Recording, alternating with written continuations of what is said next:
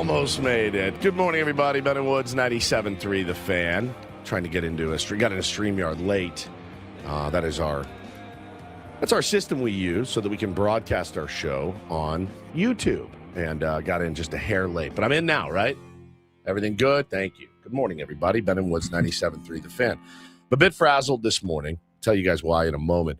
I'm Woodsy. That's Paul Reindl. He's the executive producer of the program. Good morning, Paulie. Hey, how are you? Doing good. Well, getting a little frazzled. Ben Higgins, your friendly neighborhood sports anchor, joins us as well. Benjamin, how are you, pal? I'm pretty good. I know you're probably thinking, what's wrong with Ben right now? Yeah, what is wrong with you? Well, I mean, I am very consistent. All I can say is maybe this is my midlife crisis. I got a matcha instead of a coffee this morning. Wow, that's jarring, dude. It's weird. Like, I just didn't feel like my normal coffee. I get iced coffee every morning. Since I've known you. Like, every single morning. And I really, sometimes I'll mix it up. I don't even know what matcha is. I want to try it a little bit. My wife drinks it. What is it? It's a green tea powder. Oh, it's green tea. Yeah. You don't like green tea? I do. I can't get it open. Just I don't drink it out of All right. This point, good. Tastes like grass. It does taste cooties. Does taste a little like grass. I love grass. I love the flavor. I'm not the kind of person who mixes up my routine. Look at you, dude. Just this morning, I just woke up and I go, I don't feel like coffee this morning. I drink about 3 swallows of coffee now, whereas in the old days, doing this gig, maybe I've just become accustomed to getting up in the morning. But I don't do a full big old cup of coffee anymore. It kind of makes me sick. So I just have a few swallows and I'm done. I usually pour out about half a cup every morning. I do drink a big giant jug of Eco Water. Why? Eco Water SoCal, simply the best. I filled it at home today. Okay, so no incidents with John Flint this morning. I learned my lesson around here with the World War II rationed water that we have here at Odyssey San Diego. Adam came in yesterday. He's like, "Are you okay?" I'm like, "Yeah, I'm fine.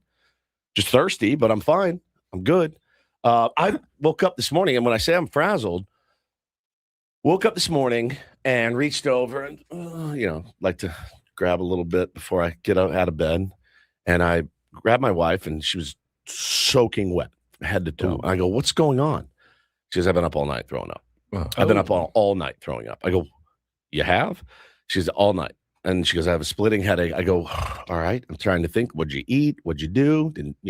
She didn't go blow it out for margaritas or anything last night. Like, we went to our Sunbow. We had a scrimmage last night for the Goats, and I was coaching and umpiring at the same time, which is not the most elite night you can have at the ball yard. Trying to call it fair for both teams. Then the coach goes, "I want you to call it for both teams." I go, "Oh, great." So call a couple of innings, and I would be like, "Ball," and he's like, "That's a strike." I'm like, "It's a scrimmage, and you're not here. I'll do, like you said you wanted me to do it." I said you could call it for your own team. You're more than welcome to come out behind here for your guys and call against my guys, whatever you want. But you told me to do it. I'm trying to call as fair as I can. This is a nightmare. And then trying to be like, "Hey, okay, take your lead, get a lead," while also watching balls and strikes. It was horrible. It was a horrible, horrible situation. But we had a great time. Then we got home. We fed the kids, put them to bed, normal, about 9, a little late for them, but put them down. "Okay, good night, love you. And I woke up to that. And she goes, "You got to text my mom." I was like, at 4 o'clock in the morning? She said, "You got to text my mom. I can't get these kids up. I'm not going to be able to handle them." So then I'm sitting there going, well, do I call Ben and Paul and say, "Guys, I need to be home because my wife's very ill and I don't know what it is." Could be the fertility drugs and things like that she's on until we implant in August. But I don't know. I don't know what's the protocol here. It's one of the unusual hazards of our job, getting up so early that if you have something go wrong, the rest of the world isn't up to kind of help you out with it. You just are left with a weird emergency situation, and it's like 4 a.m. That's right. What do you do? Like, you can't. I get especially panicked about that. You can't get a babysitter in at 4 a.m. and no one's awake. It's very difficult to then adjust if something happens before you go to work. That's exactly right. Yeah. So I said to her, what can I do for you? Is there anything I can give you? Like, should I make you some toast, or like, do you need ice water? Like, what is there you need? And she said nothing. And she said, I just need somebody to come take care of the kids. So I had to text her mom at like 4:07 this morning. I was like, hi, good morning, Ma.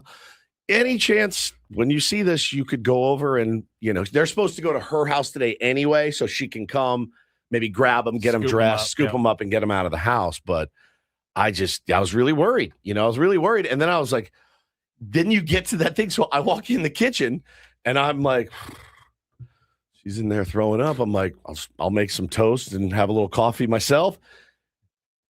Hope she's okay. And then she walks in and I'm like, okay, nothing you need? No. Okay, I texted your mom. Thank you. All right, well, I'll see you later when I get home. When your significant other is sick, it's always that weird feeling that you're going on as normal. Like, exactly right. My life so bad in my mind is normal, and I feel really bad for you. But what can I do about it? Bro, I'll pull the hey, I'm gonna go sleep on the couch because I feel fine and I don't want to get sick. I'm like, I always will say, babe, one of us needs to be healthy and take care of the other one. That's the other part is, so I leaned over Paulie and I go, and I'm like kind of petting her and I'm like, baby, are you really like sweaty or whatever? And I go, do you think this is contagious? That's the worst thing to say. She goes, I don't think so. Give her a face mask. And I'm like, okay, good. Hey, why don't you just wear this around the house? Yeah, okay.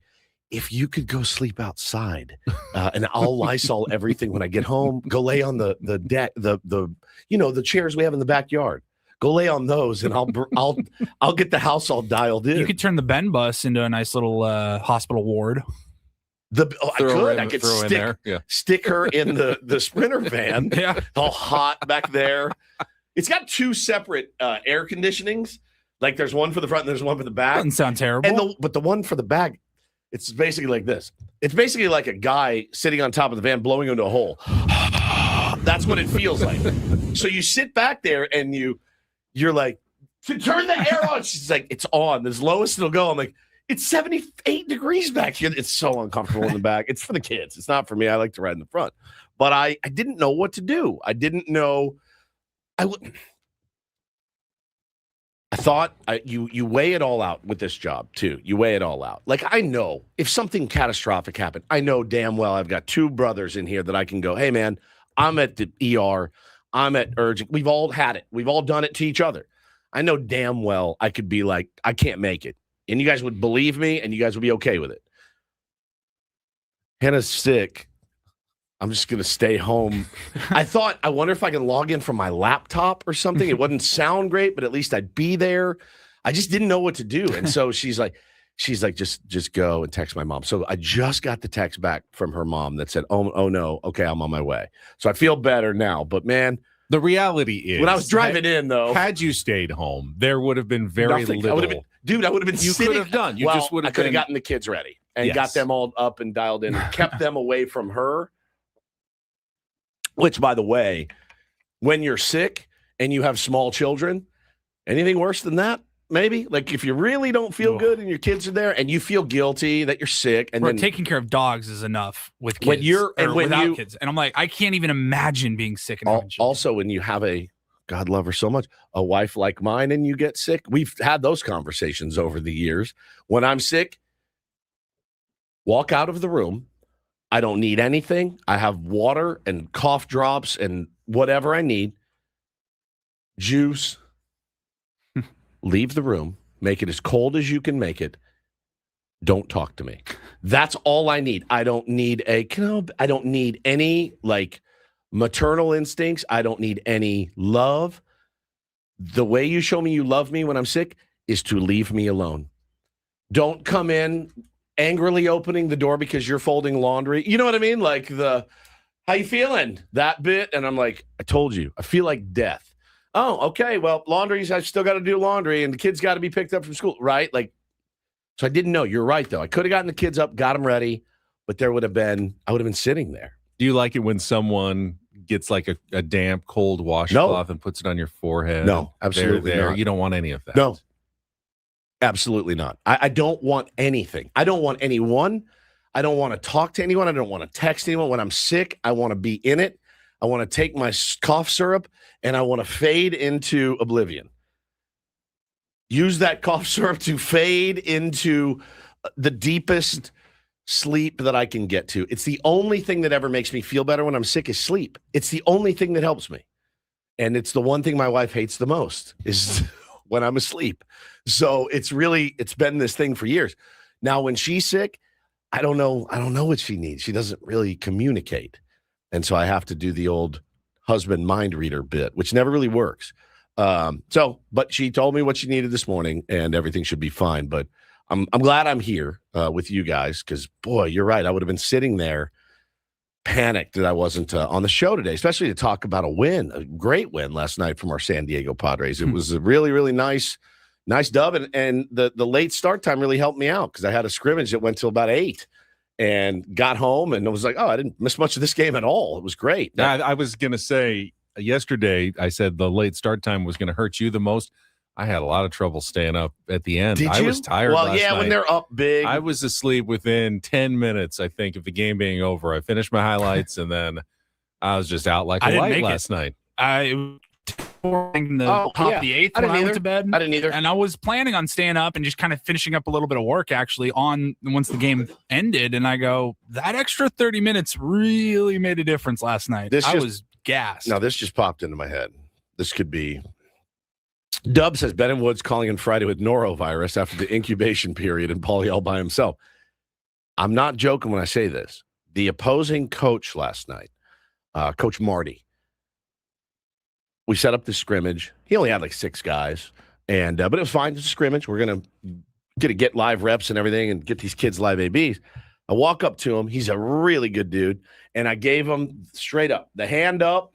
I'm ready for the biggest, like, hey, we got this thing done. We pulled it up, biggest bro hug. You know what he hits me with? The elbow. Ooh. And he says, quote, I wouldn't get too close. I was on a cruise. Ooh. And I go, oh, cool. Okay. Now I elbowed him, and then I ran to the other side. Cruises flip me out. The norovirus, whatever they get, scurvy on those things, I'm out. Malaria. Did he look okay? Dude. I don't think being on a cruise automatically makes you sick. Said it. He said, I would never have known. Was he feeling like under the weather of some sort? So he had like almost no voice, which is why he wanted me to ump both sides. He goes, they couldn't hear me anyway. But he hit me with the elbow. Is there a chance I elbowed him and then elbowed my wife, grazed her, and now she has norovirus from his cruise? You were just the transmitter. I was like, I'll take this here. I'll give this here. If she's laying at home with... Don't think it could have happened that fast. With cruise scurvy, I'm definitely to blame. But I thought, if you just got off a cruise and you don't feel well, just send your assistant coaches. Are you now going to infect your entire team? I have no idea. But it was really fun, man. It was great to get out there. And you know what's funny? Who was a huge help in this, getting this thing pulled off? Is Padres great Tim Stauffer, by the way. Padres legend, Tim Stauffer, who I don't know all that well. We've met him. We've had him on before. He did some broadcasting back in the day, like pre and post and did pretty good. TV. I enjoyed his stuff. And I looked at I tried to get like bases and the lines chalked, and they said, oh, we actually don't do it. It will be handled by these guys. They're the president of the Little League in Solana Beach. T. Stauffer 54. And I go, it's got to be him. I'll be like, oh, quick, what was his number? 50. All right. So I write him and I'm like, hey, it's Woodsy from Ben and Woods. He's like, dude, awesome. I'm so glad you're running a team. Anything I can do, let me give you the code. Got me all dialed in. So shout out to Tim Stauffer. Really, really good nice guy. Really good dude. Really cool. Great guy. How was your day yesterday? It was fine. I went out and covered a tennis story. This is kind of the point of the year. Obviously, we got the Padres, but not a ton else going on. So I'm looking for different unique things to do stories on. And there's a local pro tournament. Covered a kid, Bryce Nakashima. His brother Brandon's like the number 6 player in the United States, but he just won last week and he's a player too. Yeah, he's a local from Carmel Valley. Got it. He's played against, it's weird. He played against his doubles partner at Ohio State in the singles final, which was like, that's cool. That's kind of like a weird coincidence. They both made it all the way to the final. It's like they go to Ohio State, they're doubles partners, and they both make it to the finals in singles. They play each other in San Diego, and they end up playing each other. Cool. I thought that's kind of a weird story. I like that. Yeah, I knew him so well. He knew me so well. It was more of a chess match than a than a tennis match because I just knew all of his tendencies. I know what he likes to do on every shot. He knows what I like to do on every shot. It was kind of strange. So, did I ever share the Andre Agassi story on the air? Andre Agassi story. That doesn't ring a bell to me. I feel like I've heard it, but I don't think I've heard it on the show. I'll paraphrase because it's like a long, it was a clip that came up on Twitter. You're talking about tendencies, and yes. his big rival was what, Boris Becker, and he said he would study him for hours and hours and hours every match he ever played, and he noticed when he would spin the ball on his serve, he would like curl his lip a tiny bit, and when he wouldn't. It would be a fastball. So he had a tell. He had a tell. He goes, it's cool. Everybody gets tells. People pick up tells. He goes, the problem is you have to know when to use it and when not to. You can't use it every time. Like if you have a really good pickoff move, a really good one, you can't do it every time there's a runner on base. They're going to pick it up. You have to pick your spots. He goes, that was the hardest thing for me ever to learn when to use it. Like a challenge in a baseball game. When do I use it? Not like you did last night, Xander. Not like you did last night. Use it in a different spot.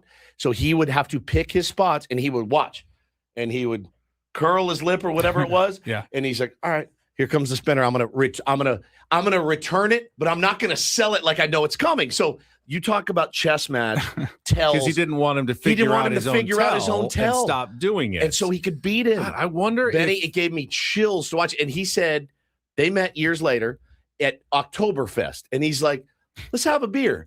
And he sat down and he goes, I knew what you did. He said he almost dropped his beer on the floor. Yeah, he was his face went white. He's like, I've talked about that to my wife or whatever for every day since it happened. Yes. And he said his face went white. Like, oh my God. He's like, I thought about that so much. It's such a good one. I was like, how did he know? I got to find the anecdote and share it online. It's so good. It reminded me of, was it Greg Maddux in his one of his documentaries that ESPN did, and he talked about serving up a home run in a meaningless game in like July, telling the catcher, he's like, I want him. He's like, he's gonna pound that. He goes, I want him to. Oh my God. And he was only setting him up for if that situation came up in a meaningful playoff game or whatever, a couple he months knew they later. were going to play him months later in the playoffs. And that situation showed up. He goes, I know what he thinks he knows what I'm going to throw. I think it was Biggio or something. I think it sounded right. It was Astros. Bagwell, and he goes, I'm serving this up on purpose because I know we're going to be playing. That mental game is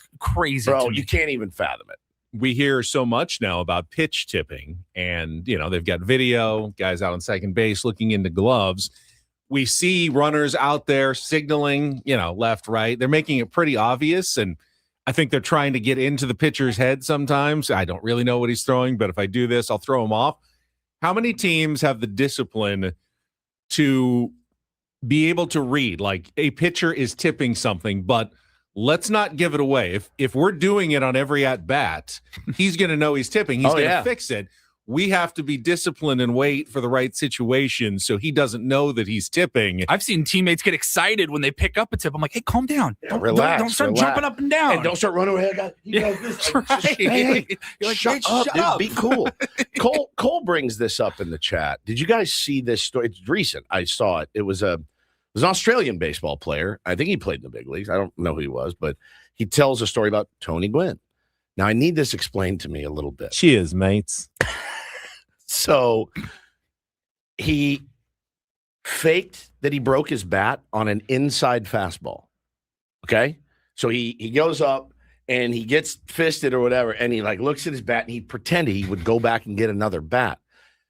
And then he's like, and then he knew that guy would then go slider away. And I'm like, oh yeah, totally. I didn't get it. I was like, why wouldn't he go back in? Because Tony thought the pitcher then thought, because I heard this story too. Did you see that? Okay. Tony would be guarding against that inside. He wouldn't want to get broken. So he'd go again. in. Okay. So Tony would be thinking he's going to go in again. He didn't explain it that well. So then Tony he'd put the slider outside. How do you explain it better than the Australian? I don't know. Explained it. Should I do it in my Australian yes. accent? Yes. Tell me again. Tell me again.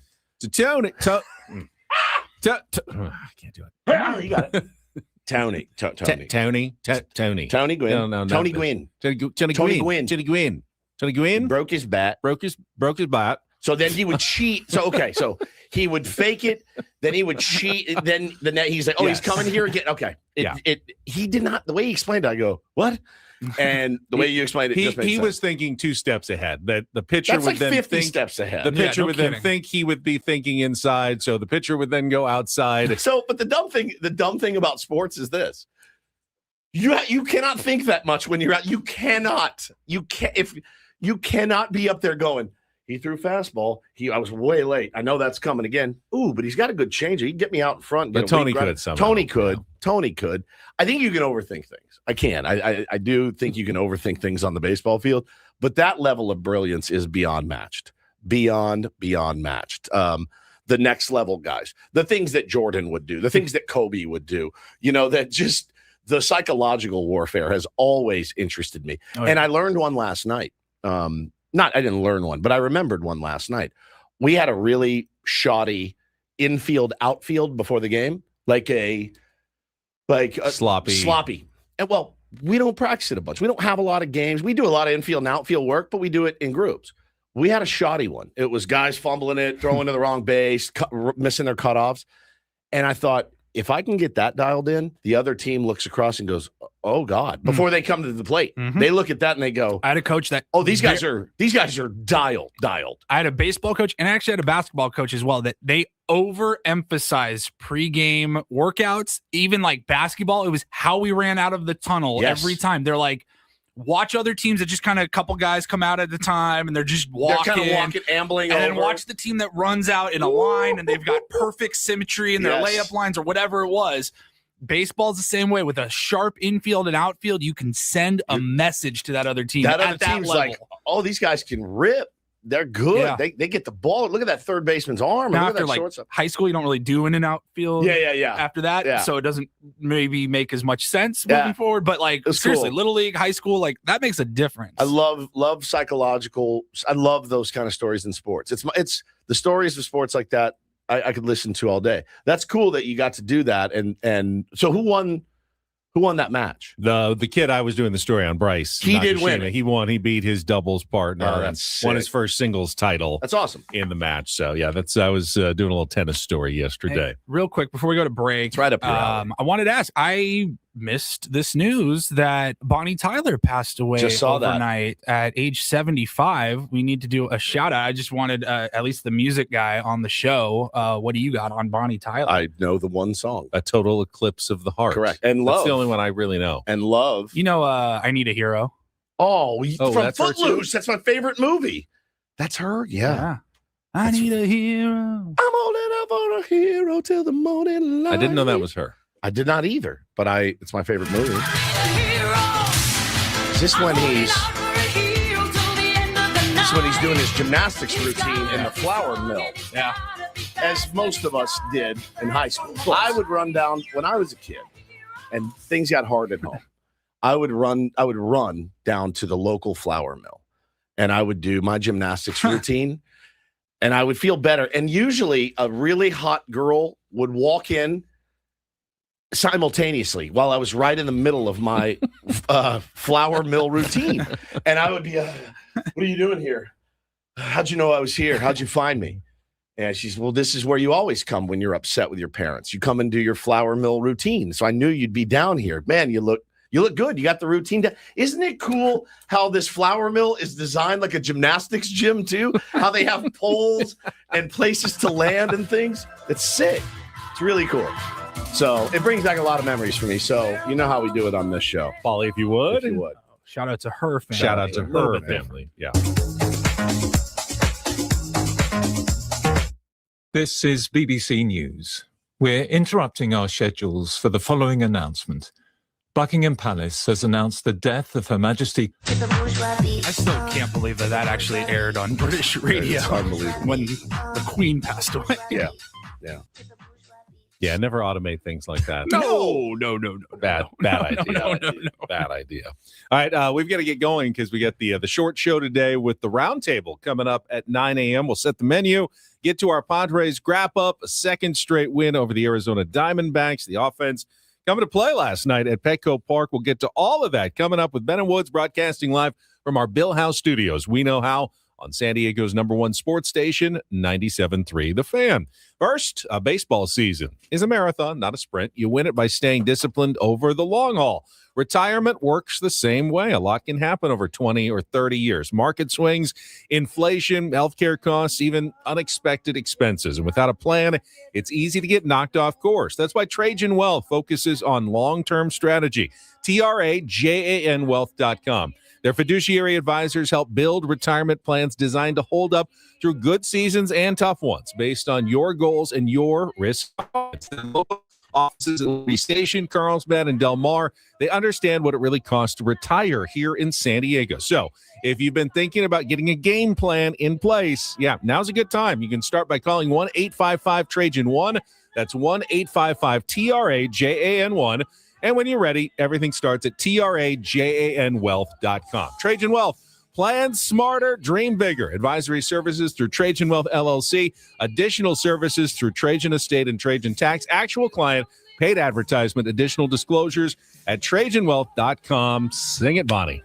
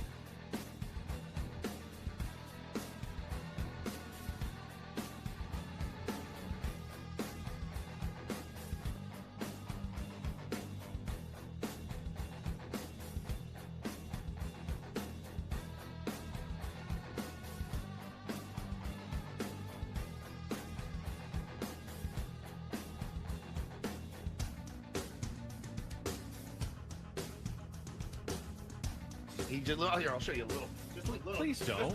What hurts on you? Nothing at all. A little bit. Not that now. So let's say whatever you're about to touch is the only thing. Let's say It's gonna hurt. Right? All right, yeah. Okay. Pretend your knee hurts. Pretend your knee It's going to in a second. right here. That is not pleasant. Hey player, this is all yours. This room with this view. This speakeasy with this cocktail. Hey, could you make that too? This spa with this. Ah. And this pool on this roof. This is all for you. The all-new Hamul Casino Resort, now open.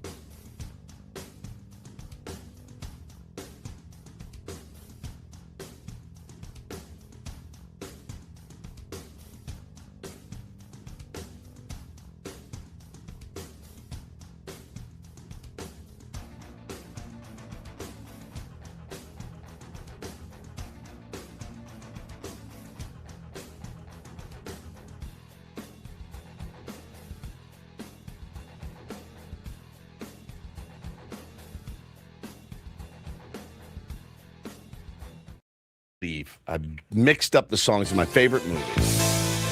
So when I hear this song, what it makes me want to do, this is when I go to the flour mill. When I heard the Bonnie Tyler one, I would get on my tractor. Well, it wasn't my tractor, it was Chuck Cranston's tractor. Right. And I would get on one and he would get on another and we would play chicken with each other on our tractors. And you guys know I grew up in Texas. And we I'm would, sorry, we would do that. I have to pause because It's your really camera funny. has decided that Jelly Roll looks more like you than you. Oh, Your camera's AI keeps focusing on moving Jelly Roll. Makes over to sense. Jelly Roll rather than you. I leave that there for inspiration. That's what your camera wants to Well, put it in the center of the frame. Look, it keeps going right It keeps to going him. right back to Well, Jelly Roll's He's face. the star of the show here, not me. Sorry. Please go on. Ben Jelly and Roll. No, this was the song I would listen to when I would go to the flour mill and do gymnastics. The other one, the Bonnie Tyler one, is when I would play chicken with Chuck's dad Burlington with his tractor, Burlington Cranston. We would go to his farm and drive our. Oh, you're going to show it. This is me recreating. Oh yeah, the Footloose scene on the show I used to be on a long time ago. If you're watching on our YouTube, by the way, my children's favorite video of all time.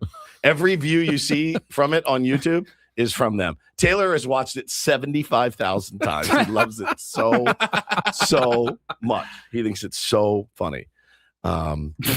Yeah, it's great. Chucking the water bottle. I recreated it scene for scene. Kayla wants to know how young I was. That was 15 years ago. So I was 35. My age. Wow. He's blew my mind, dude. Wow, yeah, weird. Blew my mind. You got some hips on you. You can move a little bit. No, I can't. Not even a little, which is part of the bit. Is that I have no rhythm. Yeah. All right, you can cut it now. Makes me sick. I mean, we might as well. There's only a few if you want to give me PTSD for the whole show, that's fine too. You can do that, but gotta watch you spitting. Ben and Woods is brought to you by David P. Shapiro, criminal defense attorneys, helping good people regain control of their future when charged with a crime since 2010. Visit davidpshapirolaw.com. We have a very busy program coming up for you here on a Throwback Thursday. We'll talk about the Padres win last night, our wrap-up, all the highlights with Jesse and Bob coming up momentarily. 7 o'clock, we'll get into an MLB Reacharound. Paulie's got some Throwback Thursday clips for us to play. 7:20 is Don't Do This. 7:35, in-season Sammy Levitt. 8 o'clock, our roundtable guest today is going to come in a little bit early. Our good friend Ryan Cohen is going to be in studio with us, and then he'll be with us for the entire hour, commercial-free from 9 to 10. But before that, we'll have Smart Baseball with Eno Sarris, and we'll play a game of Real or Fake to try to qualify a listener for the trip to Las Vegas. So that's pretty much overloaded. There's a chance we won't get to all of that at some point in this program because it's just too much for one entire show. But we'll try to get to all of it. We will start, though. You guys ready to talk some Padres baseball? Mm-hmm. All right, let's get to the wrap-up. We had a decent pitching performance by Michael King, and we had an offense that seemed to it was pretty good. Pretty good. But for this team, it was overshadowed by the offensive performance by the team, putting up double-digit runs. Get to that coming up after traffic here on 97.3 The Fan. From the 97.3 The Fan Traffic Center, here's your latest traffic update. San Diego 15 northbound. We have a car crash after El Cajon Boulevard causing backups to University Avenue. 5 northbound from the 1594. No delays into the 8. I'm Fonseca with San Diego Traffic. Traffic report brought to you by Soapy Joe's. Hey, Mira Mesa. Soapy Joe's is now open on Camino Ruiz. Fresh paint, shiny new vacuums, same amazing suds. Sign up today for just $9.99 your first month at any wash club level at Camino Ruiz only. Visit SoapyJoesCarWash.com for more details. Good, clean, fun. I love winning, man. I love winning. You hear what I'm saying? It's like better than losing. Are you ready? How did things play out in yesterday's game? I liked last night's game. It's time for the Padres wrap-up with Ben and Woods. You guys are the voice of San Diego. Brought to you by Hamul Casino Resort. Hey, player, the rooftop pool's open. Day passes are available, and the spa is calling your name. Hamul Casino Resort, the player's place. 3-2 again, and a line drive over the head of Sheets up the right field line, and just fair. That'll get a run home. Vargas scores easily from second base. Tatis's throw comes in, and an RBI double for Moreno as Arizona strikes in the first inning for a 5th consecutive game. 1-0 D-backs. 0-1 the pitch, and Duhar hits it in the air deep down the left field line. Kepler back towards the corner. That is a fair ball. Going to one-hop up against the side wall. Campusano racing around third on his way. The relay to the plate, not in time.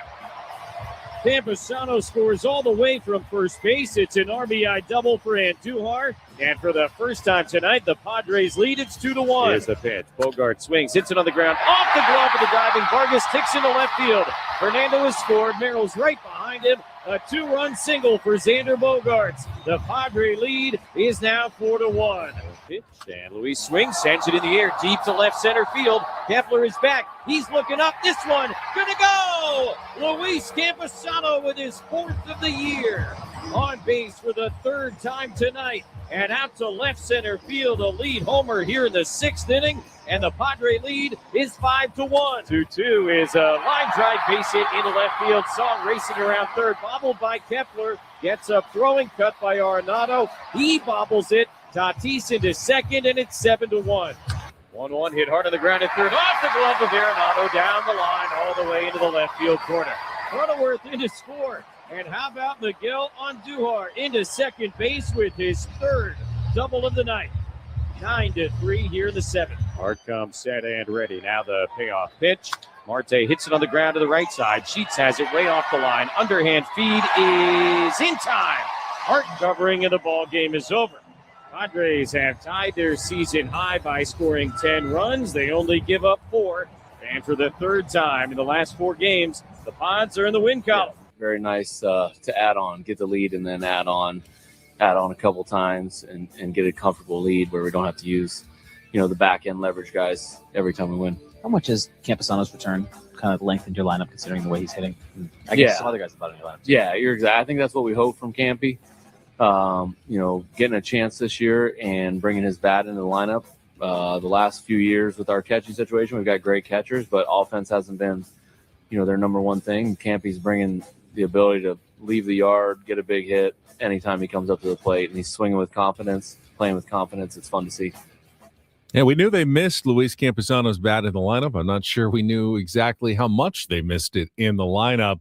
He gets on base his first 3 times, including that home run, and the Padres beat the Arizona Diamondbacks 10-4 yesterday to take 2 of the first 3 games of this series and now have a chance at a very important series win today. If they can take 3 out of 4, going to say mission accomplished against the Arizona Diamondbacks. Oh, yeah. No question about it, dude. After game 1, was not pretty whatsoever. To come back and bounce back like they have is outstanding. And you got contributions been up and down the lineup yesterday. Gavin Sheets, the only regular without a hit yesterday. Everybody else had 1 or more hits. It was really solid. The one that stuck out to me was Andujar. I mean, the way he swung the bat last night, I went, oh, thank God. Good to see that. I had wondered, will we ever see another hit from Miguel Andujar again? And to deliver the way that he did in some bigger moments earlier in the game, I thought was outstanding. Toddy continues to do what he does, man. That average is literally creeping toward 300 right now, which is it's hard to wrap your head around. Did you like his bunt? It was fine. He can do what he wants. Liked it. It surprised me. I think he surprised everybody. If he's going to do it, that's exactly how I want it to be done. Yeah, I don't want him sacrifice, sacrifice bunting. Xander with a big hit last night. I mean, it really up and down the lineup, you got a lot of production. Even Jace Bowen driving in a run was fantastic. And Sungmoon Song playing really, really well. And you just feel real comfortable with him out there in the field, don't you? He picks it. I think the game turned, though, on one kind of underrated moment that changed everything, and it was the balk by rookie pitcher Jose Cabrera, which Torey Lovello came out and argued and was ejected. I thought it was definitely a balk. When you saw the replay, you can spin and fake to throw to the second base, but if your foot lands on or in front of the pitching rubber, that's like a fake pitch, basically. Right. That's like I'm pitching, but I didn't throw the ball, which is why it's a balk. It wasn't necessarily he didn't throw the pickoff move. It's that he didn't throw the pitch. He stepped even with home plate or forward, and that's just a balk. And I don't think there's anything you can really argue. I'm guessing Torey Lovello, when he went back and watched it, he had to agree in his mind, yeah, that was definitely a balk. It was probably wanted to fire up his troops a little bit the way Craig Stammen did the other day by going out and arguing and getting ejected. But that brought the infield in. And instead of Xander probably hitting into a double play on that grounder, it gets past the shortstop, scores both runs, and 4-1 and 2-1 are just completely different situations for Michael King. Padres then added on every single inning after that, which allowed them, as Craig Stammen said, to not have to use any of their high leverage relievers. Beautiful, There's been so few Padres games like that this season where you get a win and you also don't have to use any of your back end bullpen guys. That's like a double win because now Mason Miller, Adrian Morejon, Bradley Rodriguez are all presumably healthy and ready to go if this does turn into a tight game in the series finale today as you're going for the 4-game series victory. Yeah, man, it was a very savvy move by Fernando Tatis Jr. and it's what we said needed to be the prescription for yesterday to get a win. Benny, it's a rookie pitcher. He's making his 5th start ever. You got to get to him. You got to get in his head. You got to get to him. He looked pretty good early. Has a bright future, I think, as a Major League Baseball starter. But you could definitely see he little leagued it, man. He was letting Tatis in his head, and was not going to be denied the opportunity to try to pick him off. And, listen, you see a guy out there kind of wet behind the ears, and you take it to him, and you make him make a mistake. And that's exactly what they did. And it was funny. I got a text from a buddy when Xander hit that ground ball. The broadcast was like, and that's what a pro does. It's a ground ball. And like you said, if that balk does, I'm like, bro, that balk doesn't happen. That's a 6-4-3 double play all day. Acting like Xander doesn't hit a lot of ground balls. I was like, all right, well, you take them where you can get them, and you move on. And big win last night. Our baseball coverage on 97.3 The Fan is presented by Xfinity. Score the most reliable Wi-Fi, one price, 5 years, guaranteed. Xfinity, imagine that. The Arizona Diamondbacks did not play a particularly good game last night. I wouldn't say it was very crisp, no. Would you? It was like there was that one inning where it was like, guys, did somebody dip the ball in Crisco? No one could hold on to the ball. No one could field it cleanly. No one could throw it properly. It was really kind of excruciating if you're a Diamondbacks fan. And I'm not, thank God. But it was nice to see the Padres take advantage of that and score 10 runs, which matched their season high. Yep. Hadn't done that since all the way back on May 5th. So get some guys some confidence at the plate. See one guy, hand it to the next guy who hands it to the next guy, and continue to get some singles, doubles. As you mentioned, Miguel Andujar, career high, 3 extra base hits, 3 doubles in the game last night as well. They need him to get going. And, I think Luis Camposano, I tweeted it last night. We're at the point that you can't really take his bat out of the lineup. No. So on days where he isn't catching, and he can't catch every single day, you're going to have to start using him as a designated hitter, I think, which is risky. You got your catcher already in the game. Don't know if that means you need to carry a third catcher or not. Jace Bowen did start last night, but he hasn't been playing a ton lately. Yeah. You could, when Freddie Fermin is back, perhaps carry 3 catchers so you can get Campy's bat in the lineup more. I know they tried that experiment. What was it, last spring training, where they put him at first base a little bit, didn't seem to take, or maybe that was just Mike Schilt wasn't comfortable with him there. But I think the way he's swinging the bat, you need him in there most days. Got to have it, yeah. And unfortunately, he's only played, a couple dozen games this season because of injury, but they've been some of the best consistent looking at bats that the Padres have gotten from anybody in their lineup this year. Yep, and was obviously bummed to see Samad Taylor go to the IL. Before the game, they announced that the right oblique strain with Luis Rengifo being activated from AAA El Paso. Newly added Luis Rengifo. I believe he was DFA'd from the Brewers, and he is going to be able to play. He plays a few different positions, Ben, off the bench, but he's a switch hitter.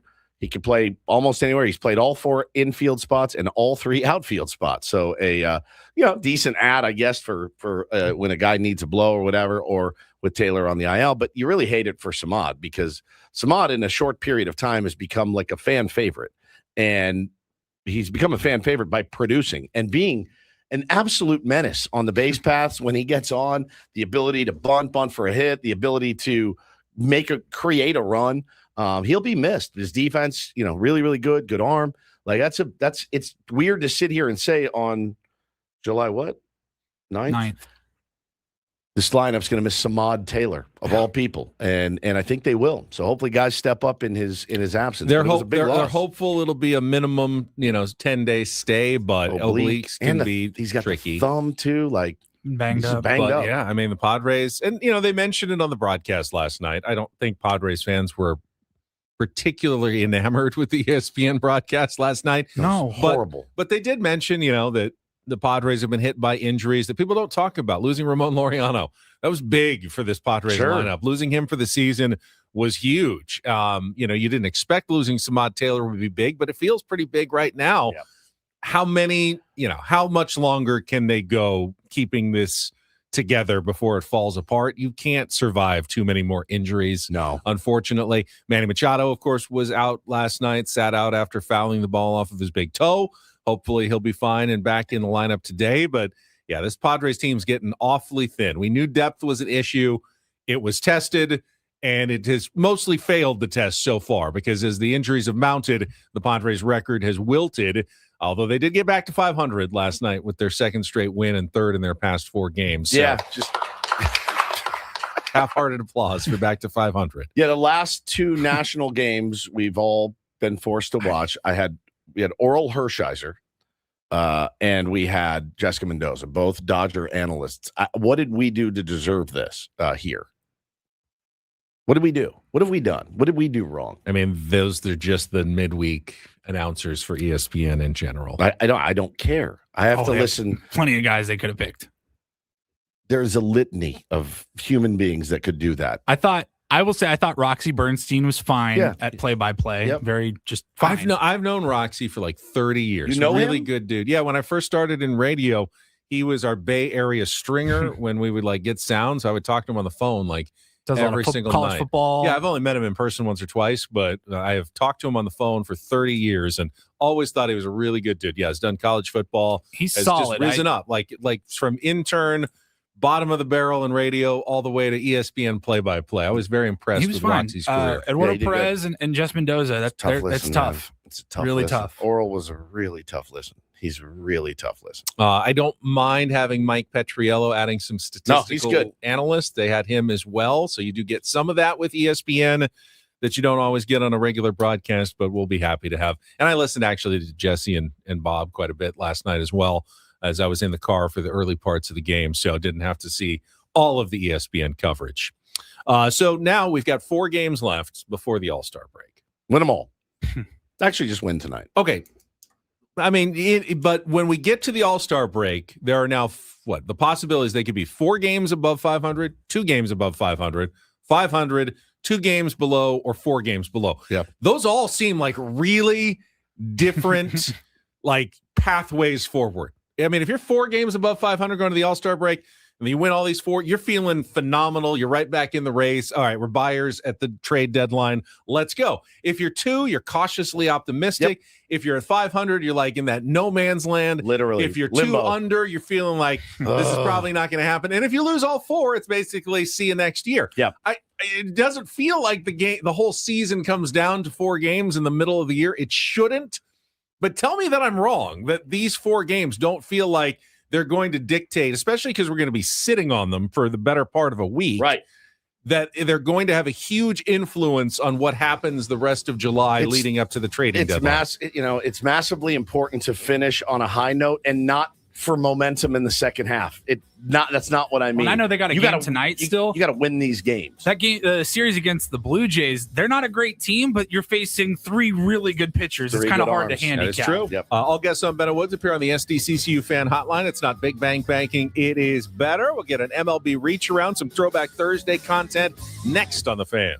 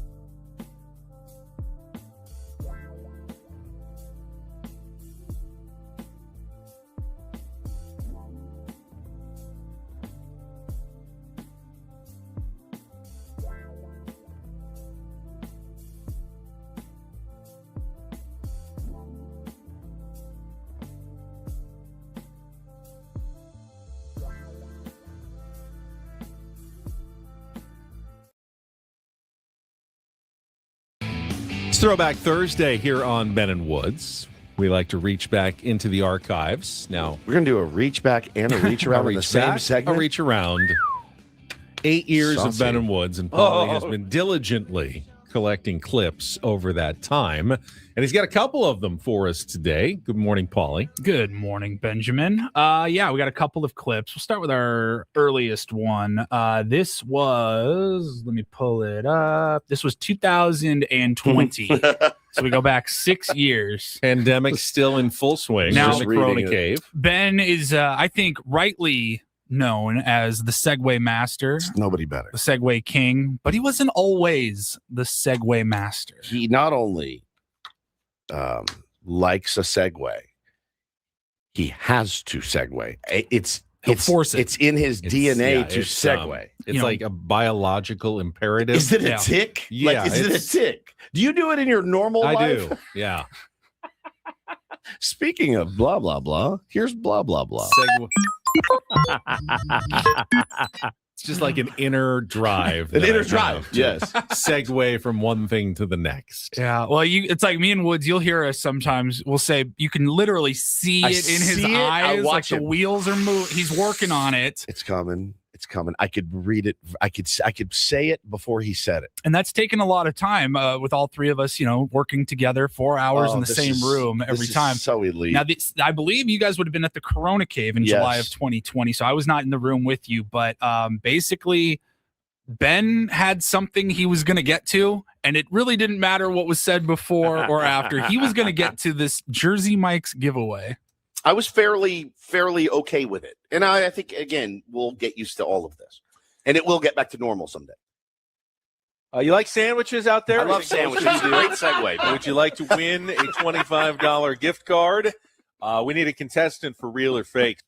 I'm talking about a global pandemic, the likes of which we haven't ever seen. We're in it. We're like there. I may have been experiencing pandemic fatigue at that point. We're walking through it together. I've got a pregnant wife at home, and a little baby boy, and I'm pouring my heart out. Play it again. I was fairly okay with it, and I think, again, we'll get used to all of this, and it will get back to normal someday. You like sandwiches out there? I love sandwiches. It's a great segue. Man. Would you like to win a $25 gift card? Yeah, and then my grandmother died last night. Pause. You like sandwiches out there? You like sandwiches out there? Like, we have that as a drop, and it's been a drop for years. But hearing the context makes it's unbelievable, exponentially better. It changes that drop so much. The pause. Listen to you can one hear, more time. You can hear him kind of. I'll tell you. Breathe. It's, from your last, from my last to him, 1.36 seconds. Just what do I say? What do I do? How do I get here? I was fairly okay with it, and I think, again, we'll get used to all of this, and it will get back to normal someday. You like sandwiches out there? I love sandwiches. It's a great segue. Man. Would you like to win a $25 gift card? You can't. It's so good. You can't get a drop as a tattoo, but if I could, I would get that drop. I guess I could. Do you like sandwiches out there? Pause. Do you like sandwiches? It's one of my favorite. The segue there was me pausing, actually, for just a few beats. Yes. SC Brother says you wanted to give Woods a space and honor that, and figured direct was the best method. Let's practice it again. Maybe how a normal non-robot person would do it. Okay, so I say something to the effect of it, and I think, again, we'll get used to all of this, and we will get back to normal. Touching words. No. Woods. That's weirder. That's weirder. Try it again, and I think we will get used to all of this, and I do think we will get back to normal. Mm-hmm. It's like an alien. It's like working with an alien. I just don't know what to say to that. You just say, like, I agree, and hopefully that happens soon. In the meantime, though, I've got sandwiches for you. There you go. You're good at that. I mean, it's just incredible. It's incredible. He yells it, dude. You like sandwiches out there? And it will get back to normal someday.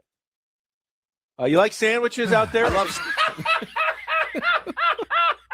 Like, so it didn't matter. He wasn't even. I don't even know that he was listening hear to a you. word, dude. You could have been just bearing your soul. I could have said, Ben, I have cancer. I've got 3 months to live. You like sandwiches out there? Done. That's it. So good. It makes me so happy. You're a gem. You are You're a true absolute gem. Like a big hole filled with gold bullion is what you are. Incredible. Speaking of giveaways, I've got some opening day Del Mar tickets to hand out here in just a couple of minutes. You like Del Mar? You like horses out there? But first, Paulie, we've got another Throwback Thursday. Hold on, quick. This, you may have nailed it. This may have nailed it. Eric, I think, summed it up. It's like newscasting. 1 minute you're talking about a horrific incident. The next minute you're switching on to the traffic report, or like a skiing squirrel or something. Squirrel. Yes, dude. You're like murder-suicide in El Cajon last night and blah, blah, blah, blah, blah. And let's go out to Del Mar where we see Binky the squirrel. Look at him go. It's true. It's so it's true. true. You have to. When we come back, the chilling story from Lakeside of a 9-year-old that stabbed his grandmother in the heart. That's exactly right. Plus, it's a festive 4th of July parade. And then it's all coming up next. And then it cuts to the airport. Think you're going away this weekend? You're not so fast. We'll tell you all about it next. Incredible, dude. It's just that's got to be where it stems from. It's got to be, right? That is true. There is that just one after another, and you never know if it's going to be happy, tragic. And I'll say the producers do try to structure it in like, okay, really gnarly story, like maybe a medium one, and then we get to the lighter stuff, but it doesn't always work that way. And they'll warn me and they'll go, this one will be a bit of a tough transition from one story to the next, so just do what you can. It's the Casey Kasem famous audio. Yes, it is. Are you jumping into a record about a dead dog? It's just I got an up-tempo. I need an up-tempo record. I've listened to that over and over my entire life. I think it's the greatest radio audio. Recently, there was a death in our family. He was a little dog named Snuggles, but he was most certainly a part of... Let's start again. From coming out of the record. Play the record, okay? Yeah. Please. See, when you come out of those up-tempo damn numbers, man, it's impossible to make those transitions. And then you got to go into somebody dying. You know, they do this to me all the time. I don't know what the hell they do it for, but damn it, if we can't come out of a slow record, I don't understand it. Is Don on the phone? Okay, I want a damn concerted effort to come out of a record that isn't a up-tempo record every time I do a damn death dedication. Now, make it, and I also want to know what happened to the pictures I was supposed to see this week.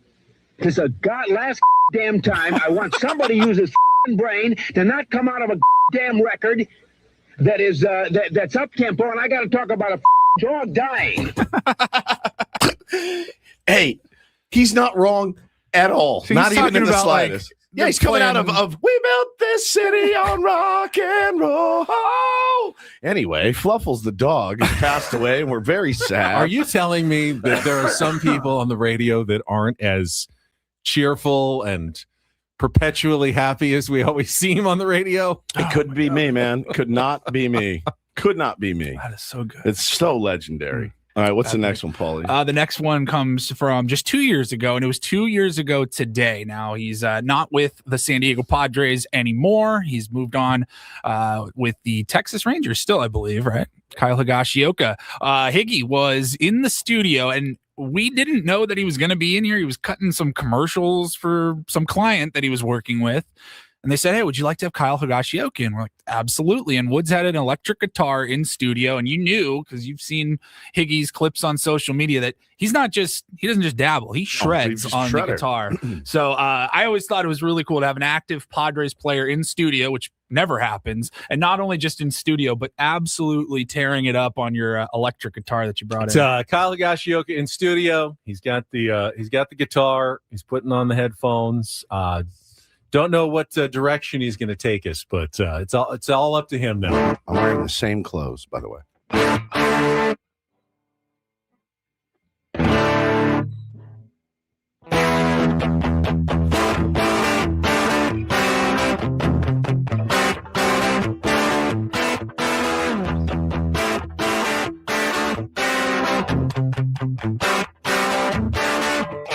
Out on the streets, that's where we meet. You make the dates. I always cross the line, trying to look bounce. Can't sing like Steven Pierce. Get in our way. We'll put you on your shelves. So good. That's absolutely phenomenal. You're a shredder. You still got the trooper Now, in what you? was that? I don't That even was know. Round and Round by Rat. You still have the trooper? Yeah. Oh, God. This was the video I saw that blew my mind. Iron Maiden. 5, if I said it.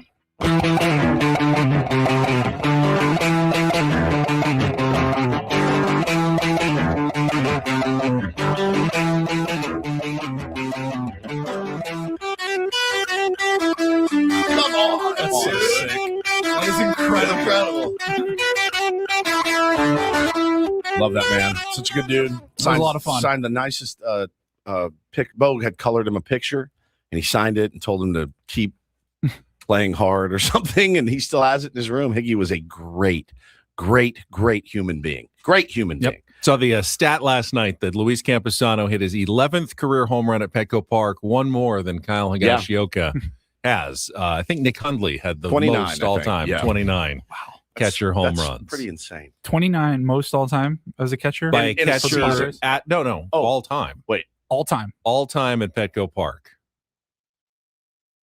Wow. No catcher has hit more than 29 home runs at Petco Park. Correct. In their careers. It's a dubious. That's a dubious honor. Man. Mike Piazza's name was somewhere on that list, I believe. Oh, Gary Sanchez didn't hit. He was on the few. list. He had like around 10 as well. Just catchers don't hit that many. You only play half your games at home, and Petco Park's only existed since I know Austin Hedges was 2004. bad, but like even just on longevity, just being here as long as he was. Right. You think 4 a year would get you up on that list? Yeah. No. Wow. Man. All right, got a couple of minutes here before Don't Do This. Let's get to today's MLB Reach Around. They're doing the Reach Around. They're doing the Reach Around. Everybody's doing the Reach Around. All right, we'll start in the NL West. Last night, the Los Angeles Dodgers rallied late. Mookie Betts go-ahead RBI single in the 8th inning. Weird. They beat the Rockies 4-3 to win their series. Former Padre Dylan Cease took a no-hitter into the 9th inning against the San Francisco Giants. 118 pitches, gave up a hit, but did strike out 11. Made it 8 1/3, and the Blue Jays beat the Giants 10-0. So thank you to the Giants. The Blue Jays were the coldest team in baseball. They couldn't score a run, and now they have 2 giant offensive performances as they head to Petco Park tomorrow for a 3-game series. Yeah, very cool. They haven't Appreciate seen that. our pitching yet. Appreciate that. The Padres will miss Dylan Cease in the series. Good. I think they're getting Bieber, Yasavage, and Gossman, though. So you got some good pitchers coming to Petco Park over the weekend. Some big names, yep. Speaking of big offense of performances, Mike Trout returned from the IL with a home run on the 15th anniversary of his Major League debut. Joe Adell hit 2 home runs, drove in 5. Angels thumped the Rangers 13-1. It's a wallop. They thwumped them. Alec Burleson with a homer, a double, and 3 runs batted in. Cardinals over the Brewers 5-1. Wow. The Reds hit 5 home runs, including 2 by Sal Stewart in an 11-5 win over the Phillies. Alex Rodin had a walk-off RBI single for the Twins as they topped the Guardians 6-5. Red Sox blanked the White Sox 5-0 behind 7 shutout innings from Jake Bennett on the mound. Marlins shut out the Mariners 2-0. Tyler Phillips and 3 relievers combining on a shutout for their 5th straight win. So the Padres not gaining any ground on the Marlins right now in the wild card races. They remain red hot. Nationals beat the Astros 8-2. Luis Garcia Jr. and C.J. Abrams both hit their 20th home runs of the season. Wow. Mets topped the Royals 6-2 with a 5-run 8th inning. Rays blanked the Yankees 3-0. The Yankees only struck out 11 times yesterday, but that gives them 45 in the last 3 games. How insanely you have to give credit to the Rays pitching staff because they're really good, really good. That said, 45 punches in 3 games is excruciating. They're the worst team in baseball right now.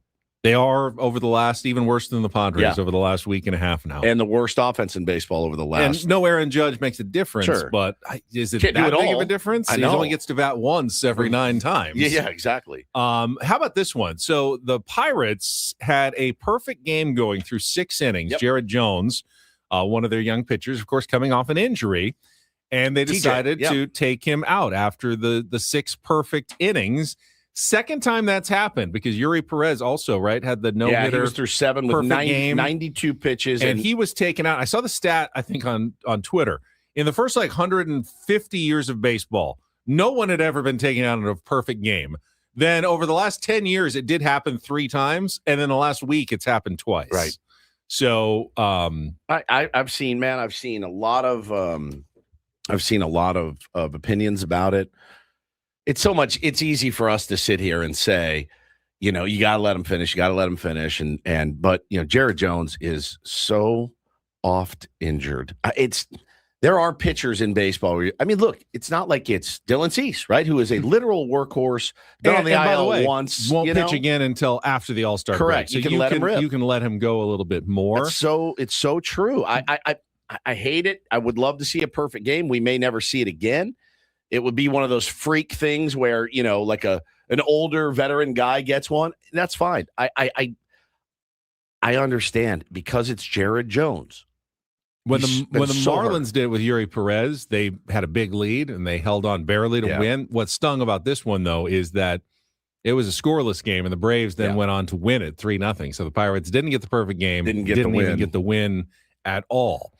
Tigers over the A's 6-1. Dylan Dingler had to leave the game with an injury after taking a foul tip. Who? Dylan Dingler of the Tigers. And then the Cubs got a 3-run home run and a 5-run 7th by Seiya Suzuki as they beat the Orioles 9-7. So not a lot of help for the Padres yesterday in the NL wildcard race. Not at all. Not really scoreboard watching time yet, but getting a little bit closer. We're getting since the losing 9 out of 10 or whatever, that makes you watch the scoreboard. It's funny, I watched it more when the Padres were in a wild card spot. I watch it less now. I just know if the Padres don't play better themselves, they're done. They're done. Yeah, when you're in a wild card spot, it's like, we're not playing great, but hey, we're still up there. So I'm kind of watching the standings. I have watched it much less the last week or so, knowing doesn't matter what the other teams do if the Padres don't get their act together. But it makes me go check out what the other teams do more, right? It just does. I don't know why we are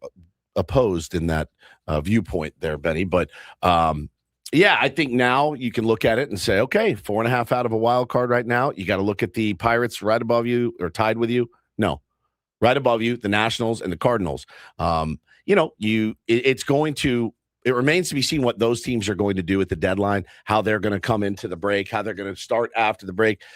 July's just massive. It's just huge. And we need to, but you can only control what you can control, and that's winning baseball games and winning series. All right, we'll have a little more baseball coming up in Don't Do This in our next segment. You want to talk about Logan Webb of the San Francisco Giants. Bit of a rough one. It's got to do with us as well, as far as how the media responds to things. And, it's an interesting one. All right, we'll get to that coming up next. Is Bennett Woods broadcasting live from the Bill House Studios. We know how on San Diego's #1 sports station, 97.3 The Fan.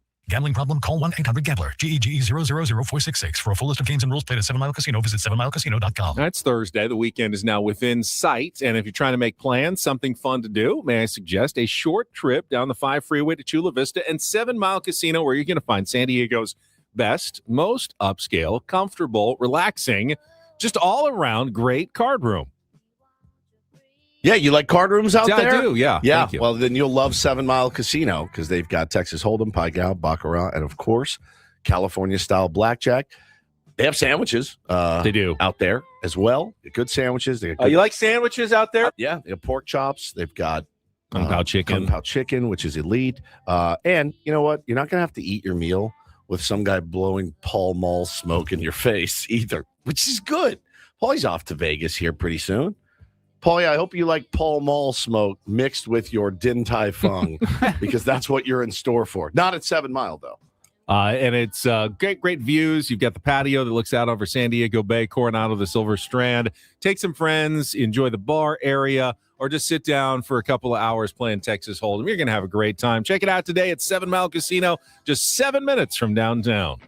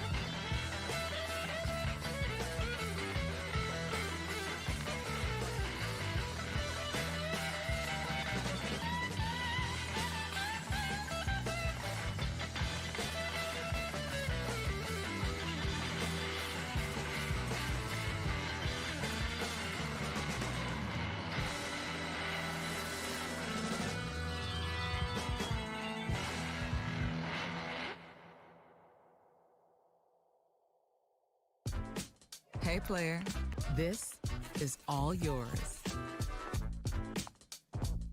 This room with this view. This speakeasy with this cocktail. Hey, could you make that too?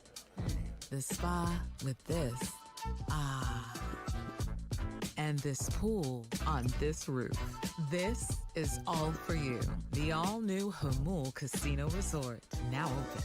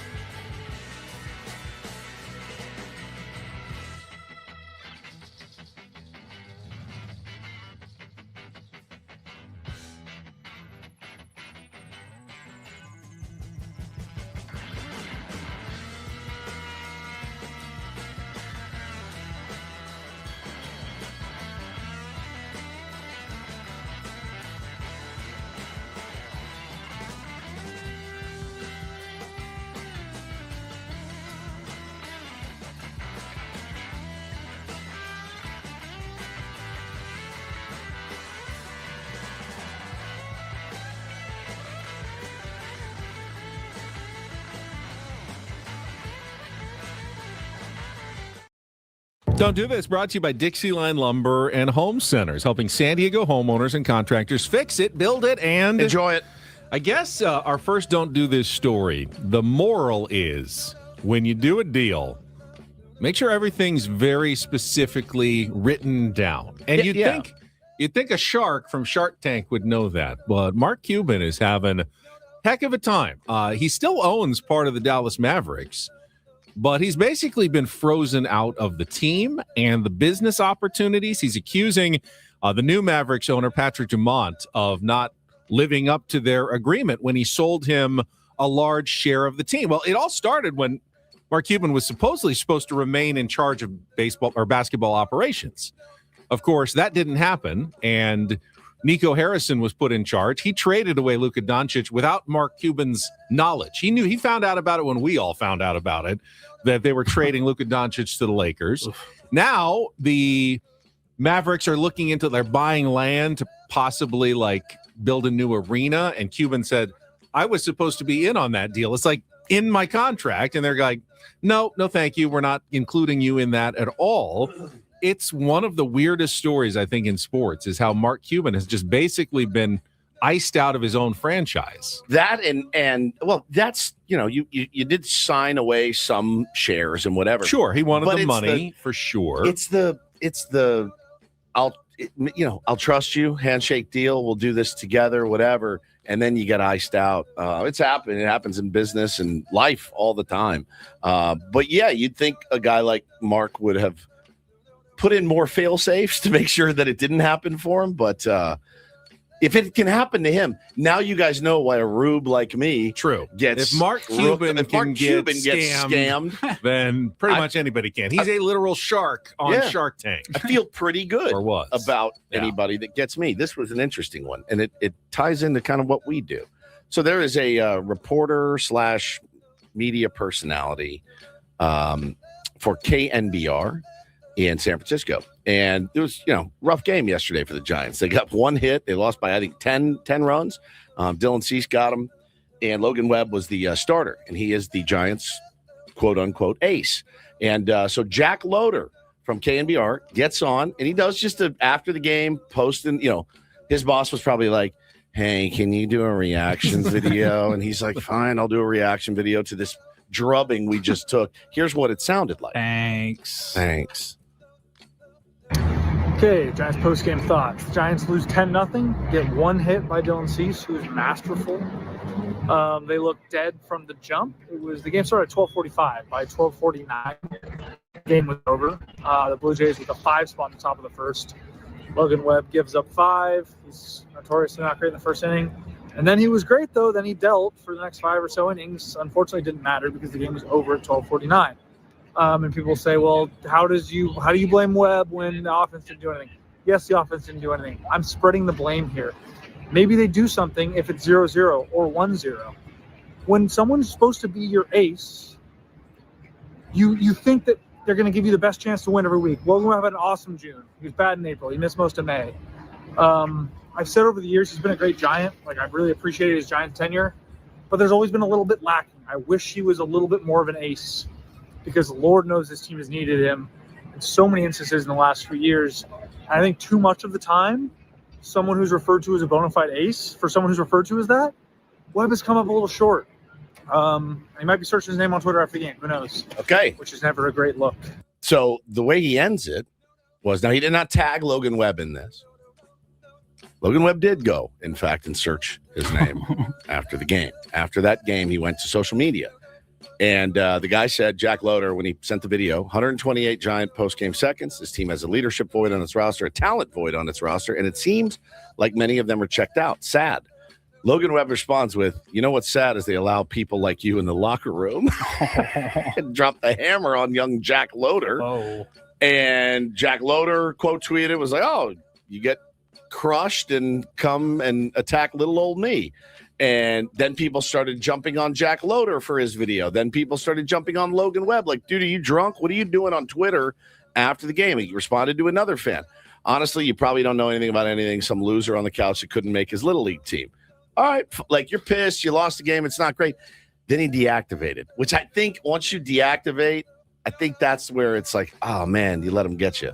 But I don't think that, at least from an outside perspective, anything that Jack Loader said was out of bounds. Yeah, you defending the media is no surprise to anyone. Fair enough. Did you think? I thought it was a pretty good take, honestly. I mean, Logan Webb, he didn't excoriate Logan Webb. He did not. I say the same thing about Dylan Cease last year with the Padres. 100%. And a little bit about Michael King this year with the Padres. Aces, but they need more. They need more if you're going to really be an ace. I mean, nobody goes out and is perfect. I mean, Paul Skeens has hit some skids. I think it's always a bit of a slippery slope anytime anybody that's not in a locker room, and he's in the locker room a little bit, but he's not in the locker room during the games, whatever. There's a very limited amount of time. And when you question leadership, that's one that it's kind of tough. You can say, like Michael King, you can say, hey, we need a little bit more. Like yesterday was good, step in the right direction. We need more of that if you're going to be our ace.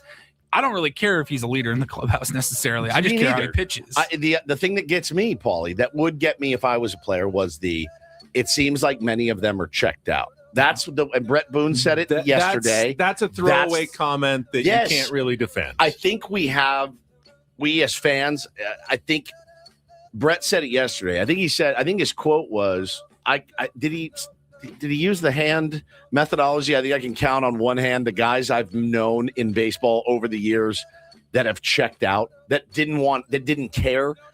And we throw it around a lot. We do. I see it a lot. These guys look like they don't want to even be out there. I've said it before, 100%.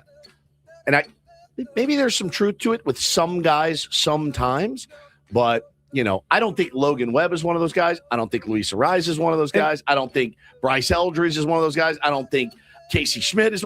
They have some guys on that team that really care. They're just not very good. I don't see Logan Webb walking around going, I am an ace. You must treat me as an ace. An ace is not any official designation in baseball. Yeah. You don't, he's a well-paid pitcher. Yeah, he's your one. They could always sign someone who's even better, and then he's the number two. But on that team, he's their number one. And, he's been very good. Very good. But would you guys take Logan Webb here? Oh, my God. But there's been, maybe some more inconsistency than the Giants fans would like. C20 Miranda with a great point. Should have put this one on there, too. Michael Kay, voice of the Yankees, calling out Anthony Volpe on a false rumor, something that never happened. He said about Volpe, he said, I've been told by a couple of people Michael Kay, by the way, on his radio show, I've been told by a couple people, they asked him to play second base down in the minors, and he refused. It turns out it was all garbage. And Volpe was like, I literally told Aaron Boone, if you need me to catch, I will catch. I just want to be on the field and in the lineup, whatever you need. So Michael Kay had to go hat in hand and be like, I'm sorry. Which is why you're pretty wise when you hear things from and people. I don't say it. I never say it, dude. Until it's confirmed 100%, it could just be a rumor. Yeah, and I'm not in the news breaking business. Finally, a little do this. DD Mega Doo-Doo. Had a couple late additions to the All-Star game yesterday, including Justin Verlander, who will be going as a legend selection after he announced his retirement at the end of the season. Baseball is stepping down. He is stepping down, but this one a little more local. MLB, our 2026 All-Star Ball Crew is official. For the American League, Kayla Corbett from the White Sox, and from the National League, Genevieve Ortega-Alves from the Padres.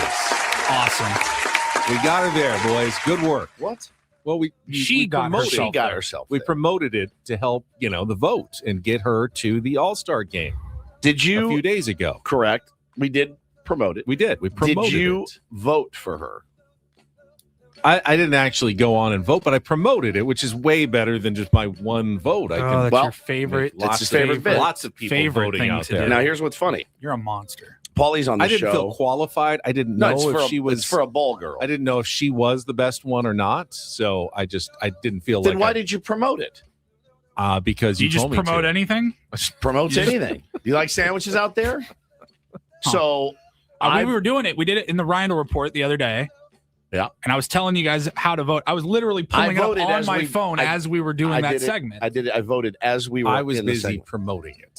So I voted and promoted. Paulie, you? I voted twice. And promoted it. Did it work or did it not work? What did you do? Apparently it worked. We promoted it, and she is going to the All-Star game. It's interesting, though, because we promoted it during Ben's least favorite time of the show. It was in the Rhino report. Yeah. So it's like, are people listening or are they not listening during that time? Yeah, correct. I don't know. Also, you never pay attention to the Round Report anyway. You absolutely could have gone and voted. You taking? Do you like sandwiches out there? I do. Do love sandwiches. Congratulations, Jennifer. And that is Congratulations. Don't and do this for a Thursday.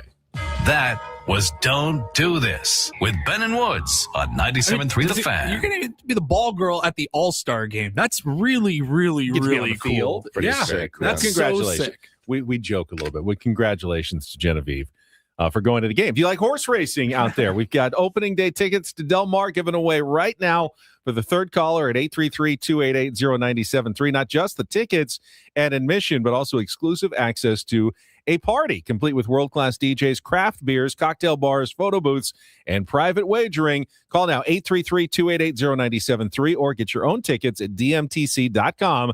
This event is 21 and up. When we come back, in-season Sammy will check in. It is a Sammy Thursday, and we're heading toward our roundtable coming up at 9 o'clock with Ryan Cohen as our special guest, who's also going to check in with us in our 8 o'clock hour. So don't go away. Ben and Woods continuing next on San Diego's #1 sports station, 97.3 The Fan. Do you like insurance out there? Well, let me tell you something. I do. Good. When you sign your insurance policy, for some brokers, that will be the finish line. Handshake, the commission, you're all done. And you may not hear from them again till it's time for a renewal. But your business, whatever it may be, it runs all year. So do the gaps and the risk. That's why we're talking about SuperSure. If your company has, more than 25 employees, whether you're the owner, CFO, or HR manager, it can be a little bit difficult to just buy a policy online. SuperSure is the super agency built for you, licensed in every state for your business insurance and employee benefits, all with year-round support for you and your team. And at supersure.com, I've told you about the fine print facts. Translate your current policy into plain English. You can see what's covered and what's not. Plus, the business value calculator, the BVC, as I like to call it. You can estimate what your business is worth. You know what actually needs protecting. Again, go to supersure.com. One super agency, one powerful platform. All your policies in one place. Go to supersure.com. That's supersure.com. Paid for by Supersure Insurance Agency, LLC, a licensed insurance agency.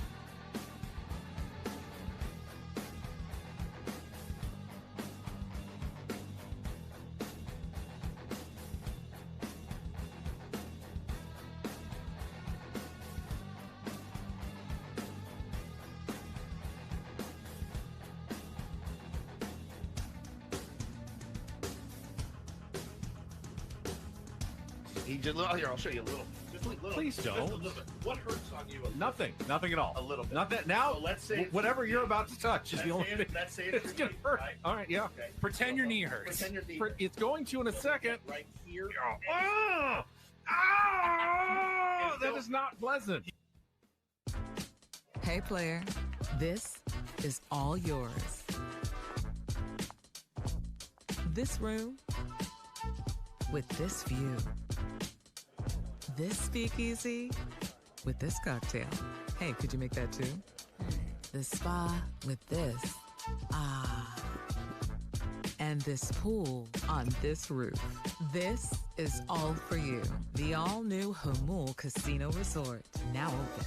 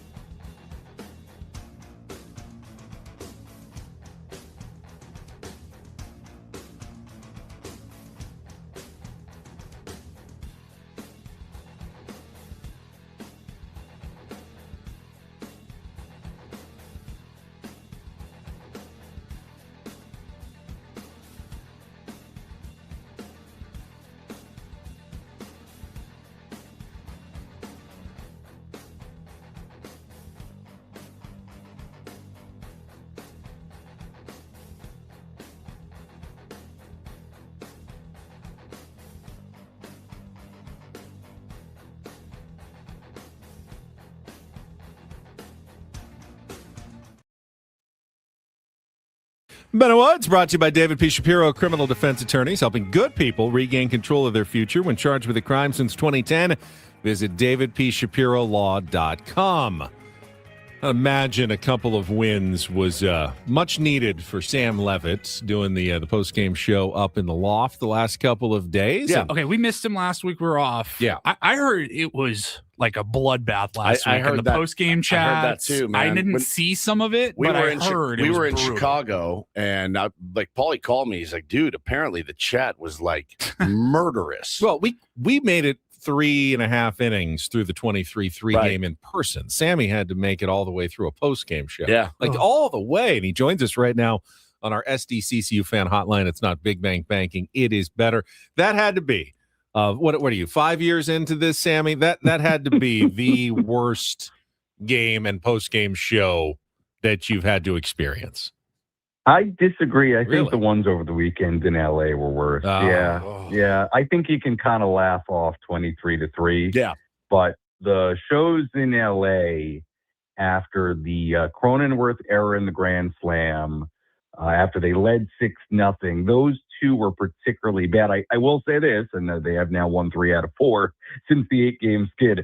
But that 8-game skid, no doubt, both by number of losses in a row and I think just by general vibe and anger amongst the people listening and viewing, definitely the roughest stretch, I think, in my 5 seasons now doing this job. So thankfully we're past it and hopefully on to better times. Like, I'm all for venting. I'm a venter. Ben knows I come in here and vent like crazy. He just rolled his eyes. Yes, I'm a venter.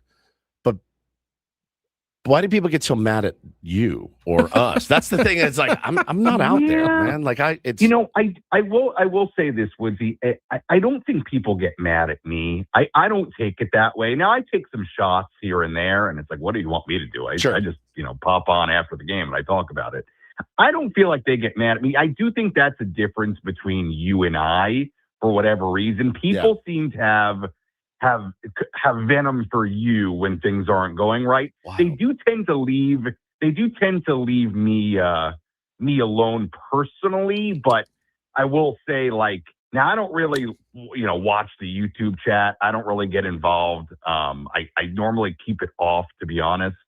I'll look in there every once in a while, but yeah, I think it gets kind of wild in there. Oh, do you get venom for me in the chat? No. Oh, never. you see it when online. are you in the chat? No. I think Sammy and I may sometimes get more venom than you would, because it's my theory that angry people, and baseball fans tend to get angry when their team loses a lot. Angry people get mad at reasonable people. Correct. And I tend to try to be more reasonable. Unflinchingly reasonable. Sammy, you're pretty reasonable about it. I try not to make it life or death on a baseball season, but when you're losing and your team is losing, angry people want to hear other angry people be angry. And I'm not good at that. I don't, Woods is actually pretty good at it. He gets angry sometimes, and they like to hear you vent. But see, I'm trying to be less angry, like in my life. I can't let it affect my personal life like it used to. Bavacquafina says responsible broadcasters would call for Preller's dismissal once in a while. Do you understand how silly that sounds, though? You can only call for someone's dismissal once. Yeah. Once. It's time for him to go. Then you've made your decision. And now, and whatever he does, I guess one day, in a year, you can say, maybe I was wrong to call for his dismissal. But I don't do that until I am absolutely sure. I did it once in my entire sports broadcasting career. I called for the Chargers to fire Mike McCoy. I did it on the air. They did not fire him for another year. Right. I stood by it. I thought it was a mistake. But I don't just willy-nilly call for people's dismissal on this. I think they are truly horrifically bad at their job or mismanaging whatever they are doing. Otherwise, I feel like, it's a tough job. There's going to be some ups and downs, and I will roll with them for a while. After 23, I think I called for AJ Preller's dismissal. I did. And, it didn't happen. I don't know. I see how the logic works, but people just want to hear it. They want to be seen, and I get that, Sammy. Sammy, other than that, how's everything? Everything's good. Life's good. Looking forward to the All-Star break. I am. I could use a few days off. I'm going to head to New York, go see my parents. So nice. It'll be nice. Yeah. So I'm looking forward to that, but everything's good. I hate to keep fighting back, but please don't. You're complicit in continued mismanagement. I am firmly of the belief that if they fired AJ Preller, the more likely outcome is they would end up with a worse general manager, potentially, who is not as good as his job. Now, you could find someone who's great, but I think overall, for the ups and the downs that he has had, there's been more ups than downs. And AJ Preller has more positive qualities than negative. Is he perfect? Absolutely not. Yeah, look, nor is any other general manager, but I think he knows what he's doing. He's going to make some mistakes. Everybody does. But I still kind of trust him more than the unknown magic GM that you think is out there that they're going to hire. Who is that person? Again, I think it's hard because, like, if you look at a player, right, and if a player had the track record of our general manager, president of baseball ops here, you're like, I can't tell if he's a good player, a great player, or like an average player or a bad player. When you judge a Pobo on World Series appearances, you fail. He's out. Well, right? if you judge every player like, hey, it's a failure if you don't personally win the World Series. No. That's not a president of baseball ops who brings in the players. Right. I think that's a different. So there's 29 argument. failures of Pobos every year. That's an unreasonable way to judge people's jobs. Yeah, and listen, it's like the old Giannis interview, which I loved. I think it's the best interview that's ever been done by a player ever. When that guy said, "Hey, Giannis, was this a failure of a season?" He's like, "Failure? Like, there's steps. There's steps to be taken. Steps every year. So every year you don't get a raise. That's a failure? No, that's not how it works." Have you guys seen this interview? Yeah, it's beautiful. It's incredible. Thing is, this franchise under AJ has gone 3 steps forward, 2 steps back. You're right. But it is a long process. Are there any other GMs that would have gotten this much rope? That's kind of the answer or the question, I think, for a lot of the fan base. I do think that's a valid question. I think it's a valid question. Personally, I like AJ Preller. I think he's a great dude. I think he's very, very smart. That being said, what other GM has gotten this much time? Mm-hmm. And there's been extenuating circumstances. We know all this stuff, but I don't know. It's I see some of the point of that. I don't feel complicit because I didn't hire him, nor can I fire him. So I don't feel complicit, but I think it's fair to have those questions, right? Fair. Of course, every GM should. You know, face we have those an interview with questions. Sammy right now. Is Sammy Sammy's still on the there? line. Hi, Yeah, Sammy. Sammy, you How still are there? you doing? Good. Sorry about that. I feel like I'm a kid watching my parents argue at dinner, for sure. sitting here silently. Sammy, go to your room. Sammy, yes. Keep your mouth. Keep your mouth shut. Your mom and I are talking right now. No. I'm sure, and I'm sure you see the same thing. And I think, look, I think there's a lot of valid points, even through anger. Sometimes there's a lot of valid points because at the end of the day, everybody wants the same thing. They want a championship. And they say they'll stop bitching after a championship. They won't. It's going to be worse. But I'll take it. I'll take that.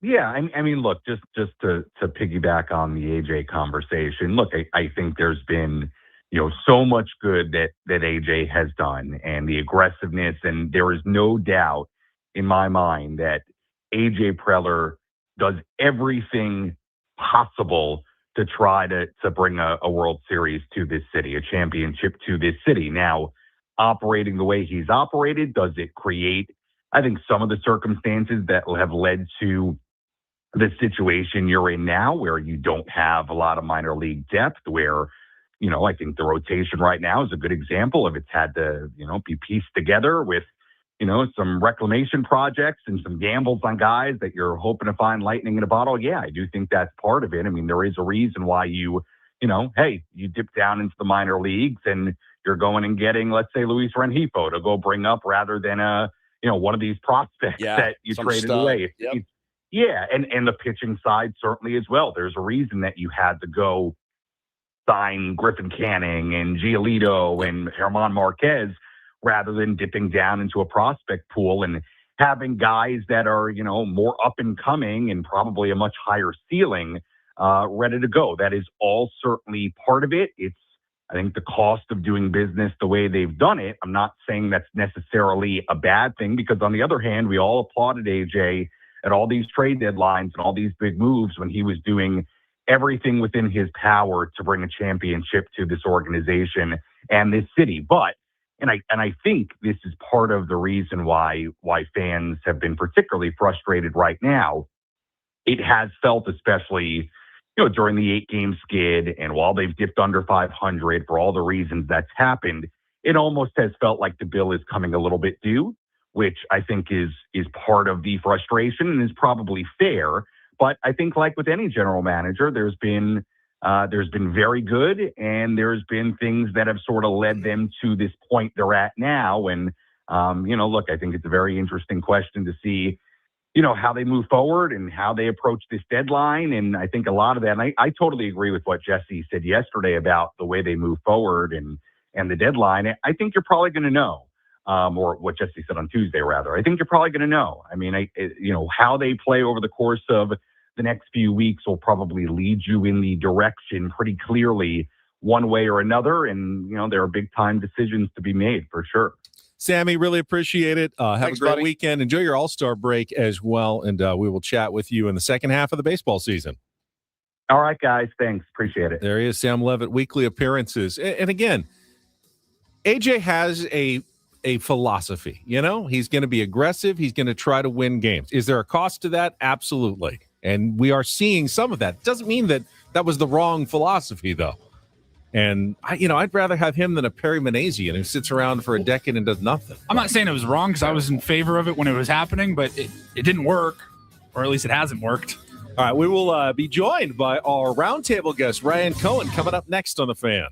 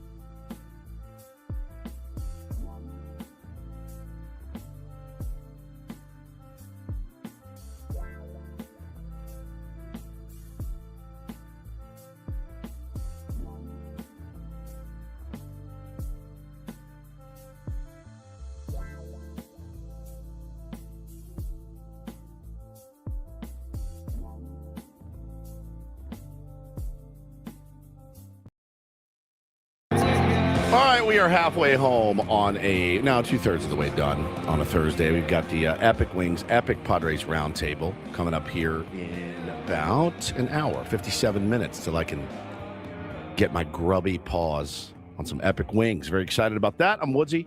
Paul Reindel's our executive producer. Ben Higgins is your friendly neighborhood sports anchor. He joins us as well. And joining us live in studio, our pal from John Boy Media. Look at you with the hat. Ryan Cohen, fresh from New York City. How are you, Pally? Doing well. How are you guys? Good, man. Good to be back. Always nice, especially in July, man. Getting out of the city, coming to San Diego for a week. City will close in on you. As we realized last week in Chicago, the big city will close in on you when it's really hot. You don't want to do anything. You don't want to take advantage of all that a city like Chicago or New York has to offer. You don't care. You just want cool. You just want cool and temperate. And you're not hungry. You don't want to go out. You don't want to drink. You don't want to eat. It's just, you just want to survive. Is it the same with the cold too? Just the opposite? Like, yeah. It's so cold. You're like, I'm in New York in Christmas time. It's and pretty. You're it's like, cool. I'm just going to stay inside. And there are nights where it's like that. I think for the most part, I end up going out to dinner and going out in general more in the winter because once you're inside, you're warm and you're with your friends. The summertime, it is so hot and sticky in every bar and it's just you got taint sweat and butter where you don't want it. It's nasty. Dude. No, the Epic Wings coming in is a treat for us, but it's great. You're gonna enjoy the wings and the pizza bread. When you're at John Boy, is there? Oh yeah. Do you eat? Do they cater?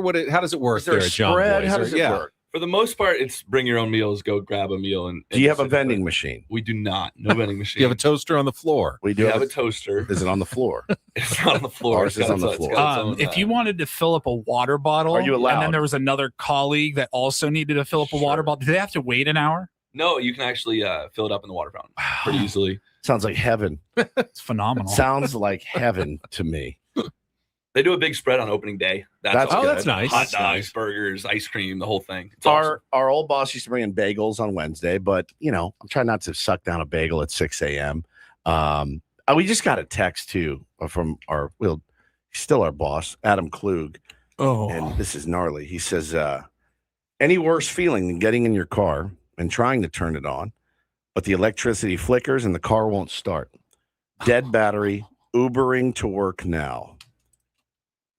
That poor SOB, man. He's going to be one of those days. So he's got to come in. He's got to get this round table set up, right? Yeah, if it was a normal day, he probably could just work from home or wait for he usually does. AAA to come and jumpstart the battery. But today he actually has to be here for the round table. Today is a Thursday, which they work on Tuesday, Wednesday, Thursday, management and sales and promotions. They work Tuesday, Wednesday, Thursday. We work Monday through Friday, as God intended. But he's now having to Uber in. I wonder do you think he said to the Uber driver, hey, can you put on 97.3 The Fan? If he wasn't already listening to it, he may be listening on his way in. But he will be happy when he walks in. You know why? Because he's got his kiss-ass choir boy over there in the 97.3 The Fan, logoed brown collared shirt. I didn't notice it until about 5:58. I walked into the studio to hand you guys some papers, and I just looked. I go, you kiss ass. Kiss ass. You don't have to wear occasionally wear it for the round table. I know it makes him very happy when I have it on. And why wouldn't you make someone happy? The simple ability of putting on a shirt and making someone else happy. I'm also nearing the end of my laundry cycle, and I'm down a shirt or two. So I just thought, oh, you know what? This is going to kill two birds with one stone. Adam will be happy.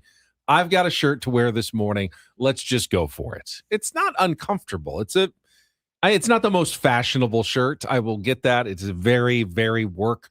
Looks like I'm. No, it looks really good. No, it does look like I'm an employee. Cool. Yeah, it's about to, take your order at 97.3 The Fan. No, Ben, Cafe. you look badass. No, you look James Dean-esque. Yeah, I get it. When you wear it. Nobody else wears it. I wish I had one, actually. I had one. I threw it away. I donated it. I didn't throw it away. I donated it. So there's someone who went to Goodwill or somewhere and is now walking around wearing a 97.3 The Fan polo. My favorite was when a Ben and Woods t-shirt showed up at a Goodwill that somebody found in a thrift shop. And I'm like, oh, sorry. That's probably where those belong. Yeah, we gave them away or something at some appearance. Guys like, oh, thanks. And straight to sell it for a nickel or something at the thrift store. Oh, man. I'm sorry.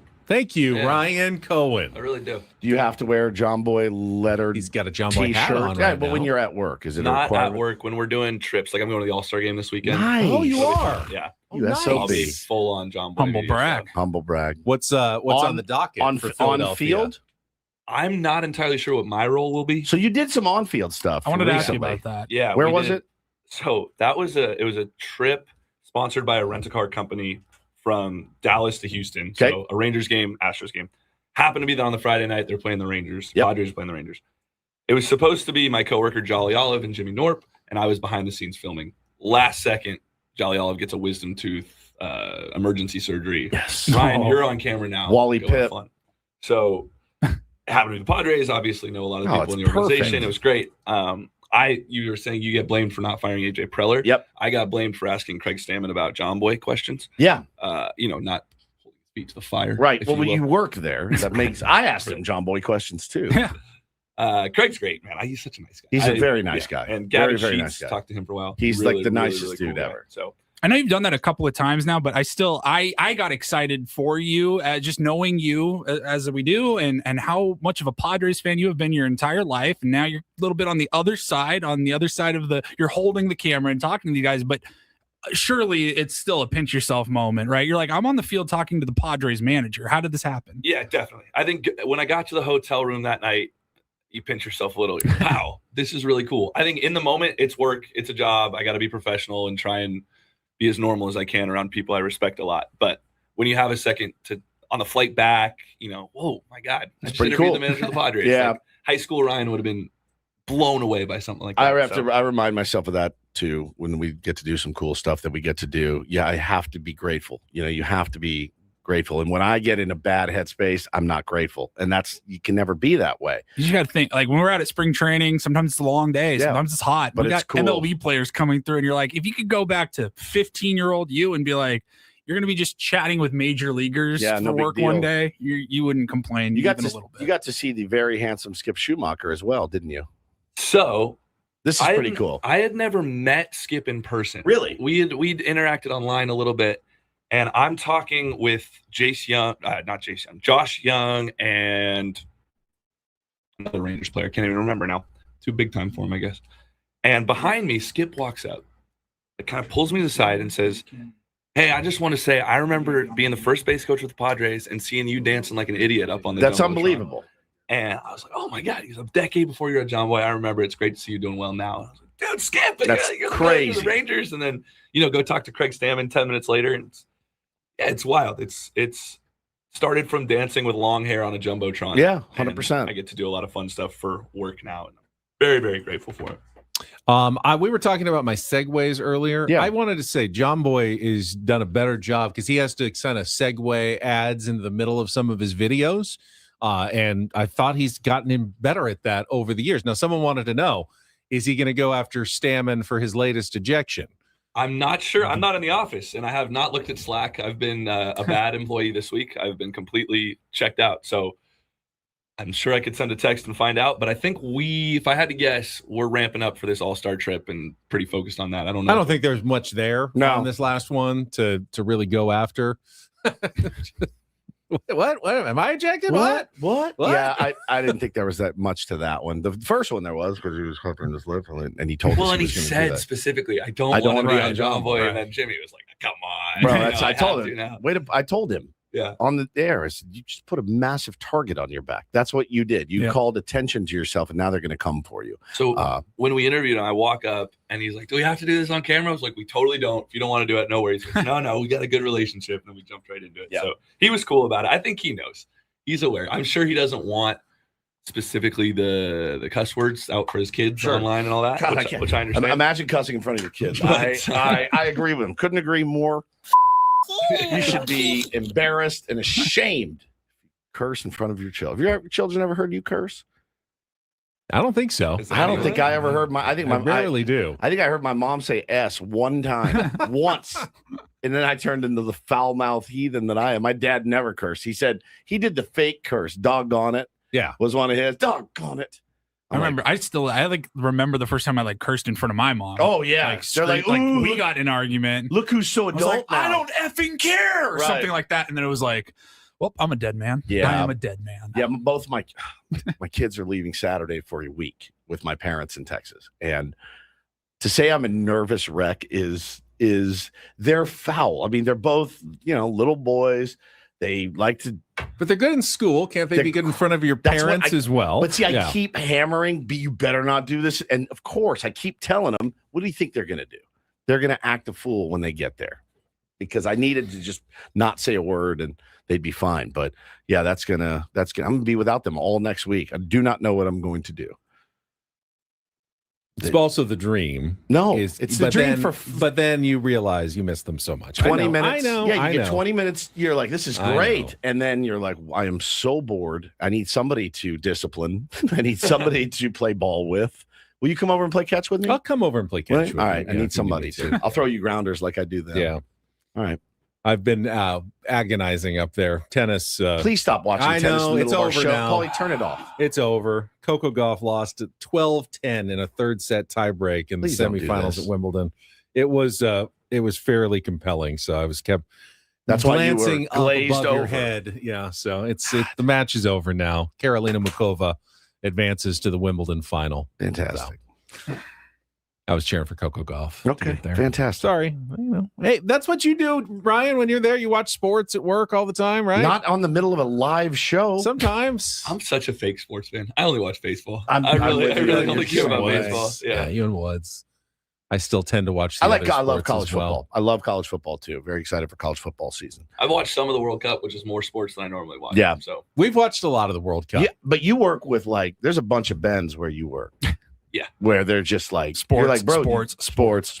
Did they have any other interest? Did you see the clip that went viral of the kid that could read off? Oh, it was incredible. My God. Really cool. You're like, I work with 50 of those guys. Pretty much. Yeah. It's kind of like I always felt in my friend groups growing up that I was the biggest baseball fan, definitely up there knowledge wise. I love this team. I love this sport. Sure. And I'm still, I hold my own at John Wayne Media, but I am not the only one. Those guys. It's everybody, man. It's every day. Watching a game with Jimmy is a brown nosing a little my boss, I guess, but it's real. Like he sees the game in a different way. That's cool. Really fun. Watching a game with our boss is not great. It's similar to, I assume, if you're an athlete and like you're the best little league player in your little league, and then you're the best high school player, then all of a sudden you get to college and like, oh, now everybody's good. At some level, you always get there. I was always the most knowledgeable sports kid, and then I went into sports, and I was still pretty good, but you start getting like Chris Ello puts me to shame in terms of like his vast sports knowledge of, the history of sports and everything. There's always someone who knows more than you. No question. And that's the first. You have to admit though that there's someone that knows. You cannot think that you know everything, because I'm still learning so much every day about baseball. Every day, coaching opens up your eyes to so many things that you're like, oh, I need to prepare for that as well. It's a total mind scramble being out there. All right, we have to take a quick time out. Yeah. When we come back, it's a Throwback Thursday, so we're going to play a little game of Real or Fake. If you want to be our contestant, try to qualify for the getaway to the Fontainebleau, Las Vegas. Call now, 833-288-0973, 833-288-0973. We'll play a fun Real or Fake game when we come back, and then Eno Sarris is going to join us for some smart baseball at the bottom of the hour, all leading into our commercial-free Padres Roundtable coming up at 9 o'clock with special guest Ryan Cohen right here on San Diego's #1 sports station, 97.3 The Fan. First, though, tell you about SDFatLoss.com.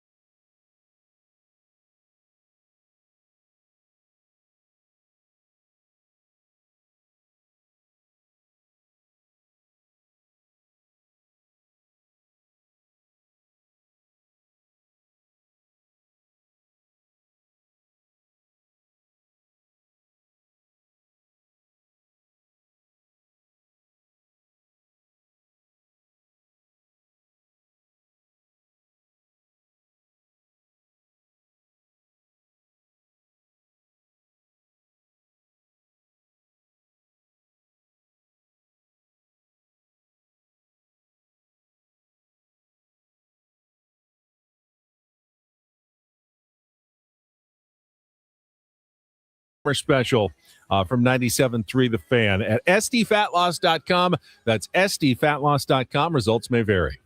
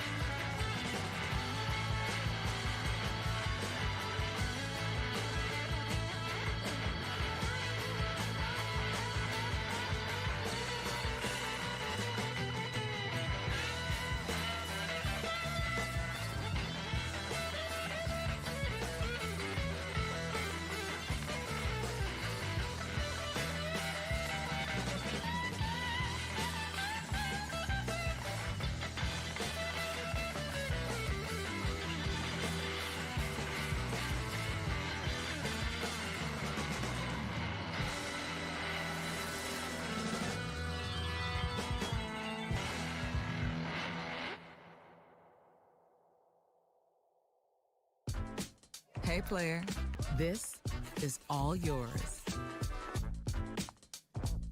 This room with this view. This speakeasy with this cocktail. Hey, could you make that too? The spa with this. Ah. And this pool on this roof.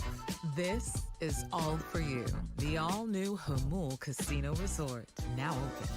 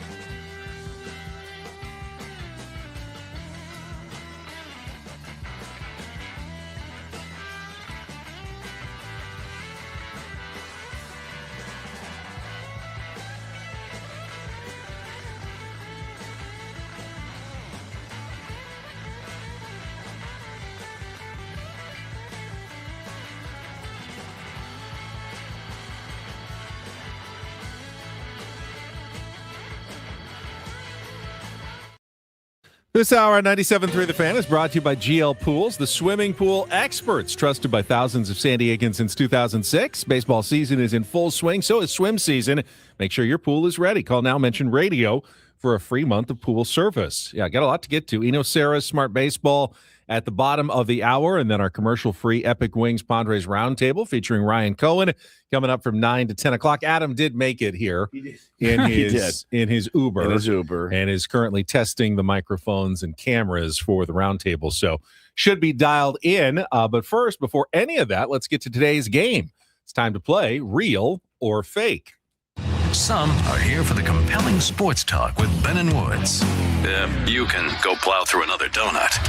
It's time for Real or Fake on 97.3 The Fan. Tell the people what they'll win today. We are playing to try to qualify for our grand prize monthly drawing, a 2-night stay at the Fontainebleau Las Vegas, and a $150 food and beverage credit. Speaking of pools, check out their Oasis pool deck. 6 pools, 2 acres, actually 6 acres, elevated experience at FontainebleauLasVegas.com. I got Jason in today as our contestant. Hello, Jason. Hello. Hi. Good morning. Are you ready like to play some sandwiches out Real or there? Fake? Is Jason there? I can't hear anything. I'm here. How Oh, there are you go. doing? Yeah, there you Good, go. buddy. All right. I just want to make sure you were there. All right. It's not sandwiches that's the topic. It is chips. Earlier this week, You Paulie like chips out there? told us about the new flavored Pringles hot dog buns. But how well do you know your Pringles flavors? Today on Real or Fake, I will give you a flavor. You tell me if it's a real offering from the folks at Pringles or a fake I've come up with to fool you. Jason, ready to Ooh, play? I just looked it up. There's a lot of flavors. Yeah. There's over 100 Let's different play. flavors. All right, here we Sounds go. confident. Round number 1, real or fake Pringles flavor. 7-layer dip. Real or fake Pringles flavor? Let's go real. It is real. Absolutely. All right, that's 1. You get to 4. You are a winner and a qualifier. Round number 2, ketchup. Real or fake Pringles flavor? Ew, that sounds gross, but let's say false. Let's say not true. Fake. Fake. No. Ketchup potato chips do exist, but not in Pringles version. They're So called you are all 2 for 2. dressed. All dressed in England, right? Canada. Canada, And they that's where they are do 'em. elite. Really? All dressed Yeah. ruffles are elite. And they're ketchup flavor. Yeah. Odd. All right, round number 3, Taco Bell mild sauce, Pringles flavor. Real or fake? I mean, that's just ridiculous, but let's I'm gonna go false again. Fake. Fake. Wow, he is nailing it. All right. Let's change that the is name of the game to Real or False. Real or false. Yeah, I like That's that. 3 for 3. All you need is 1 out True or of the fake? last 4, and you will win. All right. How about Miller Lite beer cheeseburger? Real or fake Pringles flavor? Oh, I've seen that. That is true. That is real. True or false? Yeah, you've won today's game of true or false. Jason, congratulations.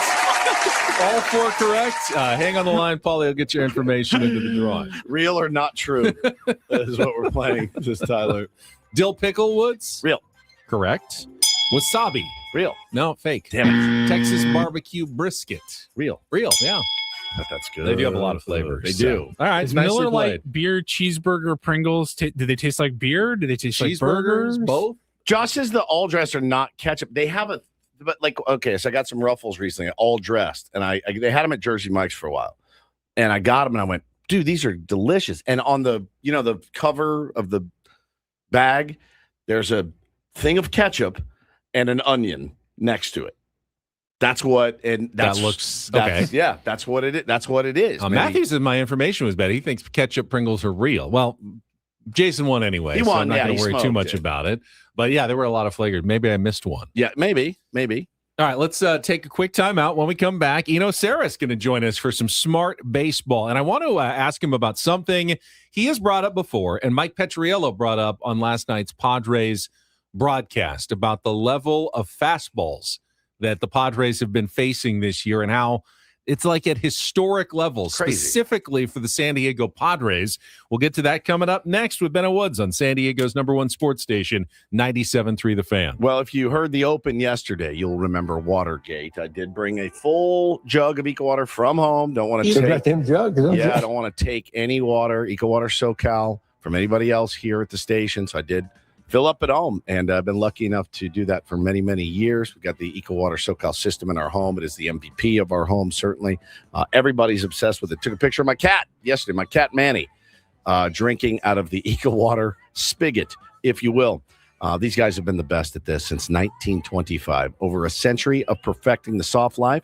They'll come out, they'll do a free in-home water test to show you what's in your pipes. Look, Southern California is great. The water isn't. It's rock hard. It can destroy appliances, dries out your skin. Not Eco Water SoCal, my friends. Get them to come out right now. They'll do financing for you up to 84 months. Total no-brainer for you and the family. We live it every day. Call 760-350-3338, 760-350-3338, or visit ecowatersocal.com. Make sure you let them know Woodsy from 97.3 The Fan sent you, please. Not everything in life should be hard. Everything, especially your water, keeping it soft since 1925.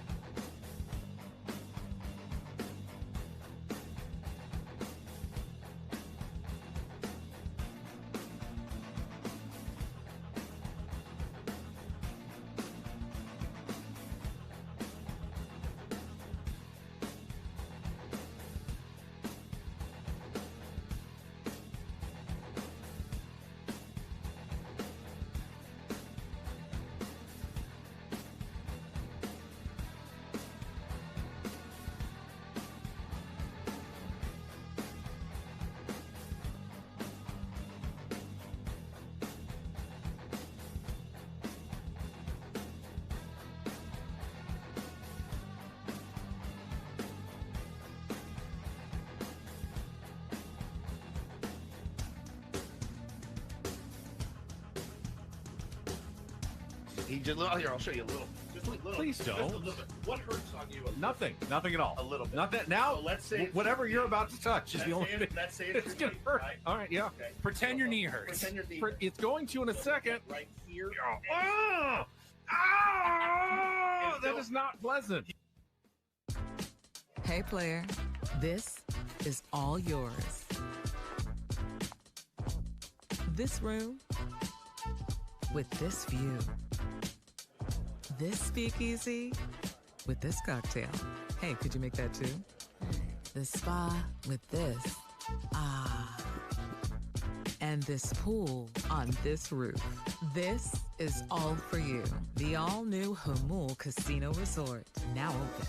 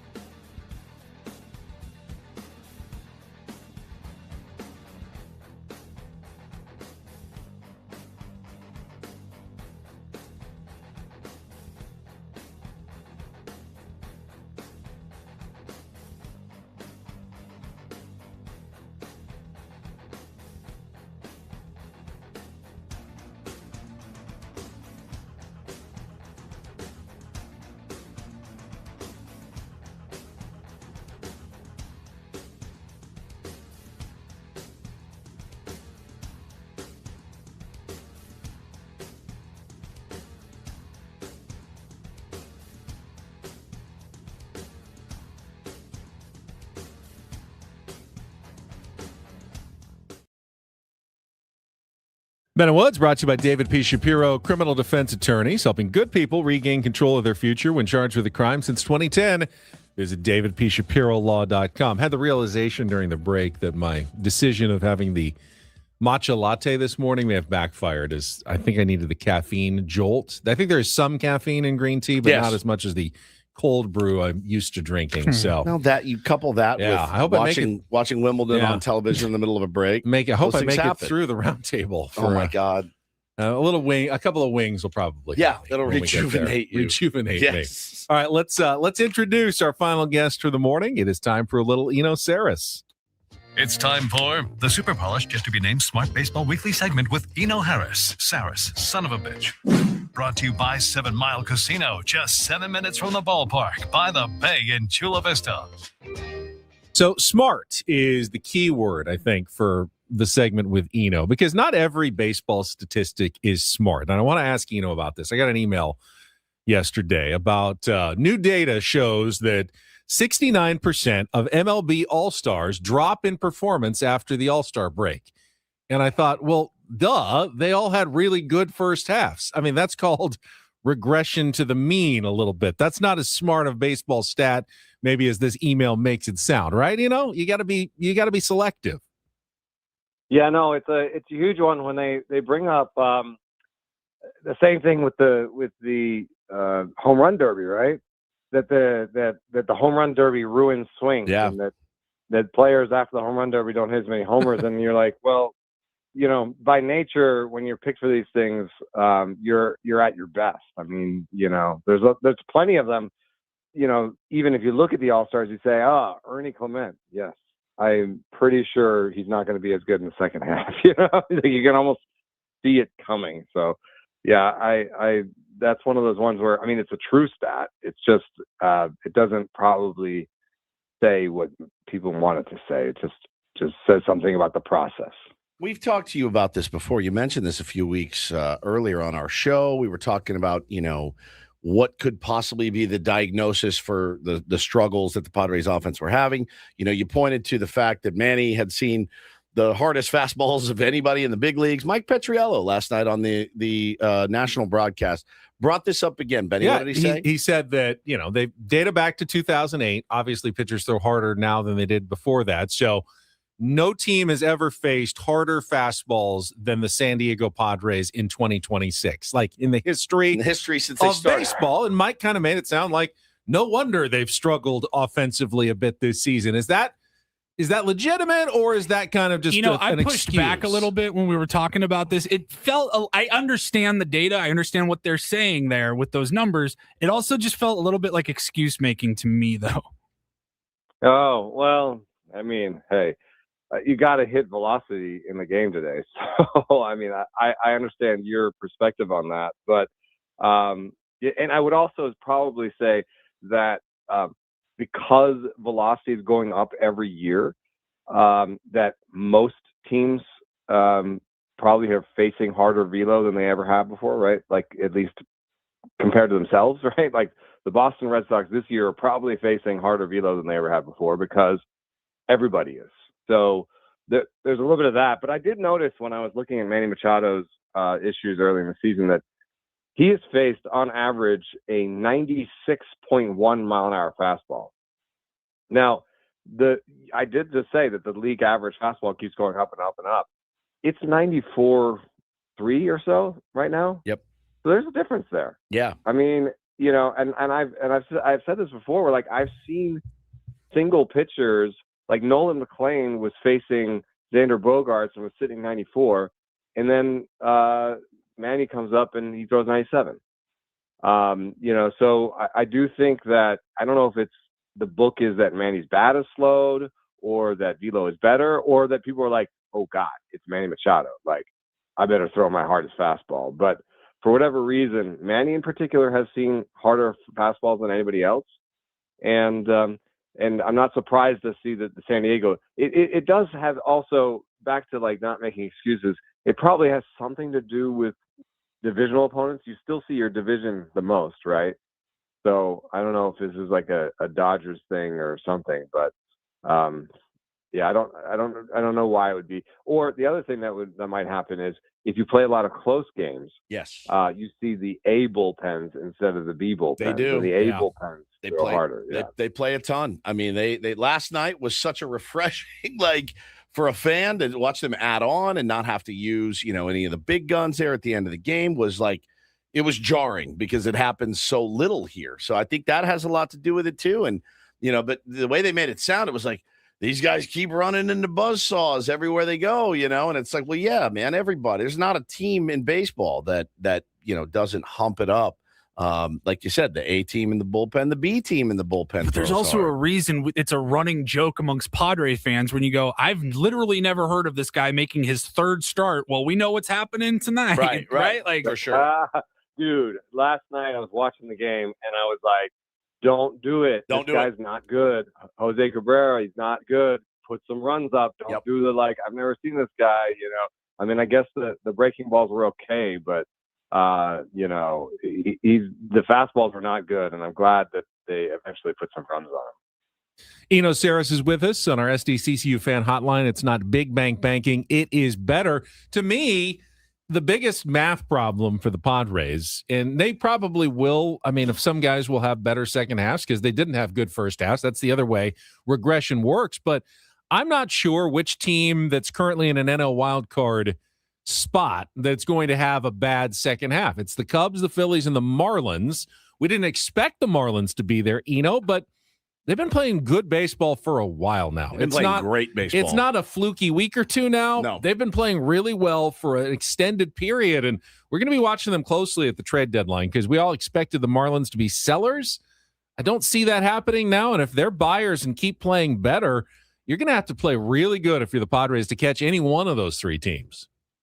Yeah, the Marlins are a really compelling team. They're really interesting. What they've done is they put together a team that's either slap-happy Xavier Edwards, Otto Lopez, like no power, just tons of contact.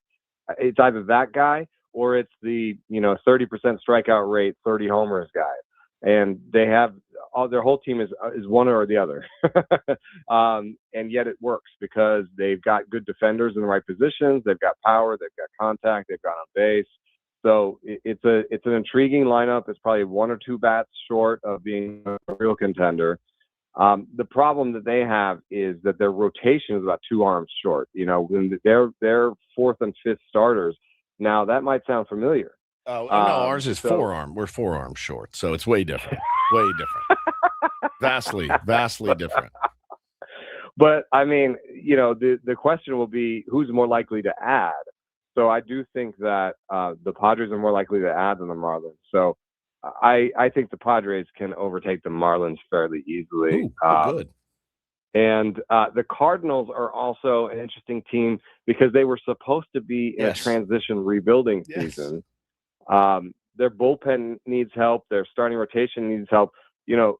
What's going to happen is there's not going to be that many sellers because the entire American League is in it except for the Angels and Royals. So, there's going to be 2 sellers.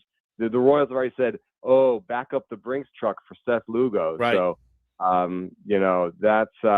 that's what's going to happen is that, the buyers are going to have fewer sellers to pick from. And so I think teams like the Marlins and Cardinals, who are more concerned with long-term strategy and, are still building, not quite there yet, I would say, those teams I think will not participate in the buying frenzy when it comes to starting pitching. I think that might leave them a little behind because they could both use arms. Yeah, but it's funny because everybody has this plan going into the season, and then guys go out and they don't know that they're, you don't tell them, hey, this is going to be a transitional year. I don't really care if you win. We're going to build. They're like, we're here to play baseball and compete every night. And both of those teams, the Cardinals and the Marlins, have done that, and they've done it really well.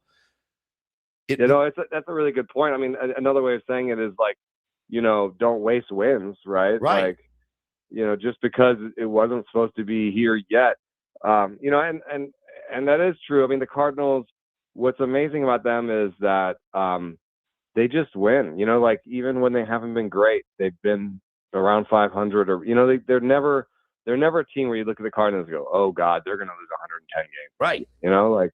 They're just a well-run organization that's in a little bit of transition to come to modern techniques like Stuff Plus and some of that stuff. They were a little bit behind on that.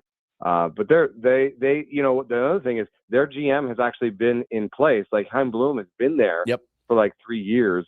He's just been working the player development and the scouting. He's been working underneath Mozeliak to get his stuff in place so that when he became the president of baseball operations or the GM, wherever he is, he'd actually sort of laid the groundwork. So maybe he'll say, hey, this is my team and we're winning and I'm going to add to it. I just think he's very conservative. Chaim Bloom is a conservative. He is, and I think Bendix has to be in Miami, right? But I wonder, it really changes the plan because I think everyone expected the Cardinals to sell, and I think everyone expected the Marlins to sell. Sandy Alcantara was as good as a Padre or a Dodger. It was done. It was a million times written in the stars. And now how do you, in good conscience, say, yeah, I know we're playing really well, we're in it, but they won't sell and they won't buy potentially, but then they don't get anything for Sandy. They're really in a tough spot. They really are. We've been there before here in San Diego. We've always chosen to add instead of subtract under AJ Preller, which I think the one us. thing that the Marlins have going for them though is that they have some interesting upper minors arms. They're not healthy right now. You remember one, Robbie Snelling, but Thomas White. They have some prospects that are hurt right now, and you can kind of say, hey, next year those prospects will be healthy and come up to the big leagues. You can really go for it. Yeah, maybe. I don't know. I mean, they're what's interesting about the Marlins though is that they're willing to try anything. They're the ones that are calling games from the dugout, and they're doing some interesting things in the minor leagues too. So that's cool. They're at least unafraid. It's not. Let's just do things the way we've always done things. Yep. The MLB draft is this weekend. Yeah. Anything that we should be looking out for draft-wise? I know it's not, football's draft or basketball's draft, but it's important. Yeah, so there's a need for arms among every organization. And, locally here in San Francisco, the Giants are like, oh, God, we need pitching. So there's going to be a need. What I'm going to be fascinated with is the sort of balance between hitting and pitching, especially in the first 2 rounds. If we see like high school arms are traditionally the most volatile, worst bets in the first couple of rounds. Like but that's all we take. Yeah, perfect. Yeah, that's right. I mean, Preller is a risky dude. Like he doesn't worry about it. So, but with the need that everybody has, like I have a top 125 that I do pitching ranks, right? Nice. And I've started taking the injured guys out because I didn't know where to put them really. And right now I do a top 125 and 45 injured guys that would go into my top 125. Wow. So, it's almost like a 50-50 shot that you're injured this year. So every team is, half injured and they're all going to want to take arms, but they also know that the best way to go, the most conservative, by the numbers, the best way to go is to take a college bat. Yep. We've seen AJ Preller go ahead and draft injured players before quite often and just, be patient and think, hey, we'll just let him rehab and maybe we'll get a steal because other teams will be afraid of taking a pitcher who's injured coming out of high school or wherever. So, yeah, I wouldn't be surprised if the Padres went that direction, Well, and it's insane based on, the guys that will be coming out of the top of the draft. Aren't they all position players like Rock Kalowski and Grady Emerson? Like there's some really big bats. And like, so is there going to be a reach? Is there going to be like an arm at 6 or something where people are like, whoa. And it's like, there's also a guy that was supposed to be, I forget his name, but there was supposed to be a first rounder. He just had a TJ 15, and he just had a second elbow injury. Yep. I did the brace surgery on his elbow, and now everyone's kind of panicked about him, and it's gnarly out there. Last thing for me, just one little factoid that is really interesting is that we have all this discussion about arms are getting chewed up. What about the injury? Baseball's done it. It's baseball's fault. It's MLB's fault. 57% of Tommy John surgeries happen before college.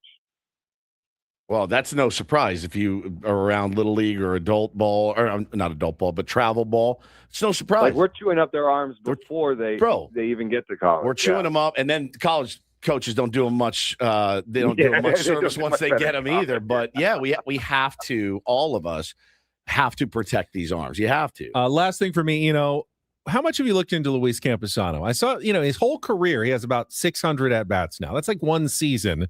He certainly looks the part now offensively, at least lately, but it's a fairly small sample size. What is his future, do you think, in Major League Baseball? I actually like him. I like him. I don't watch him daily, and so my sort of appraisal of his defense might be limited. Like other people may be shouting at the radio saying he's a terrible catcher, but my sort of surface level, and I do watch a fair amount of Padres, I think he's a serviceable defensive catcher, not plus, not good. Yeah. And I actually think he could be an offensive threat. I don't know if threats is a big word, but I think he's an above average major league bat. I think he could be 5-10% better than league average. And my reasoning is he has above average bat speed and he makes above average contact. And the one thing that he's really bad at offensively is the one thing that gets better over time, which is plate discipline.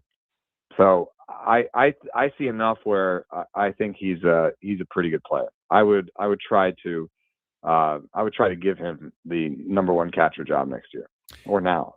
Appreciate it. We will talk to you after the All-Star break, but have a good next week. And second half is almost upon us. There you go. Thanks for having me. A little smart baseball with Eno Sarris there. Yeah, I mean, we're waiting for Ethan Salas, obviously, but Luis Campusano is looking like a valuable piece for the Padres going forward as well. I mean, will they ever be teammates together on the San Diego Padres at some point? Got your offensive catcher, your defensive catcher, and as I mentioned earlier, will Luis Campusano DH a little bit more going forward to get his bat into the lineup? I think you'd be nuts not to, at least when he's healthy. He seems to be a force in that lineup. And plus, got it kind of down 6-hole last night. That's great to have there. I mean, that's great to have. I don't think he needs to be hitting 3-hole for this team, but having him at the 6 or 7 is great. Tonight, it is Griffin Canning against Merrill Kelly, who has been, veteran, but he's been very mediocre. Yeah. Probably an opener is what they've gone with Canning. So probably Wandy. Haven't seen him in a couple of days. It's a mid-off out of would be not tonight. shocked to see Wandy Peralta start the game and then Griffin Canning coming in. We'll talk all about it and everything else. Padres coming up in our next hour. The commercial-free Epic Wings Epic Padres Roundtable with special guest Ryan Cohen from John Boy Media is coming up next. Paulie, we'll talk to you tomorrow morning at 6 a.m. Woodsy, we'll head over to the sound space. Thanks for joining us for Ben and Woods this morning on San Diego's #1 sports station, 97.3 The Fan. We'll be right back.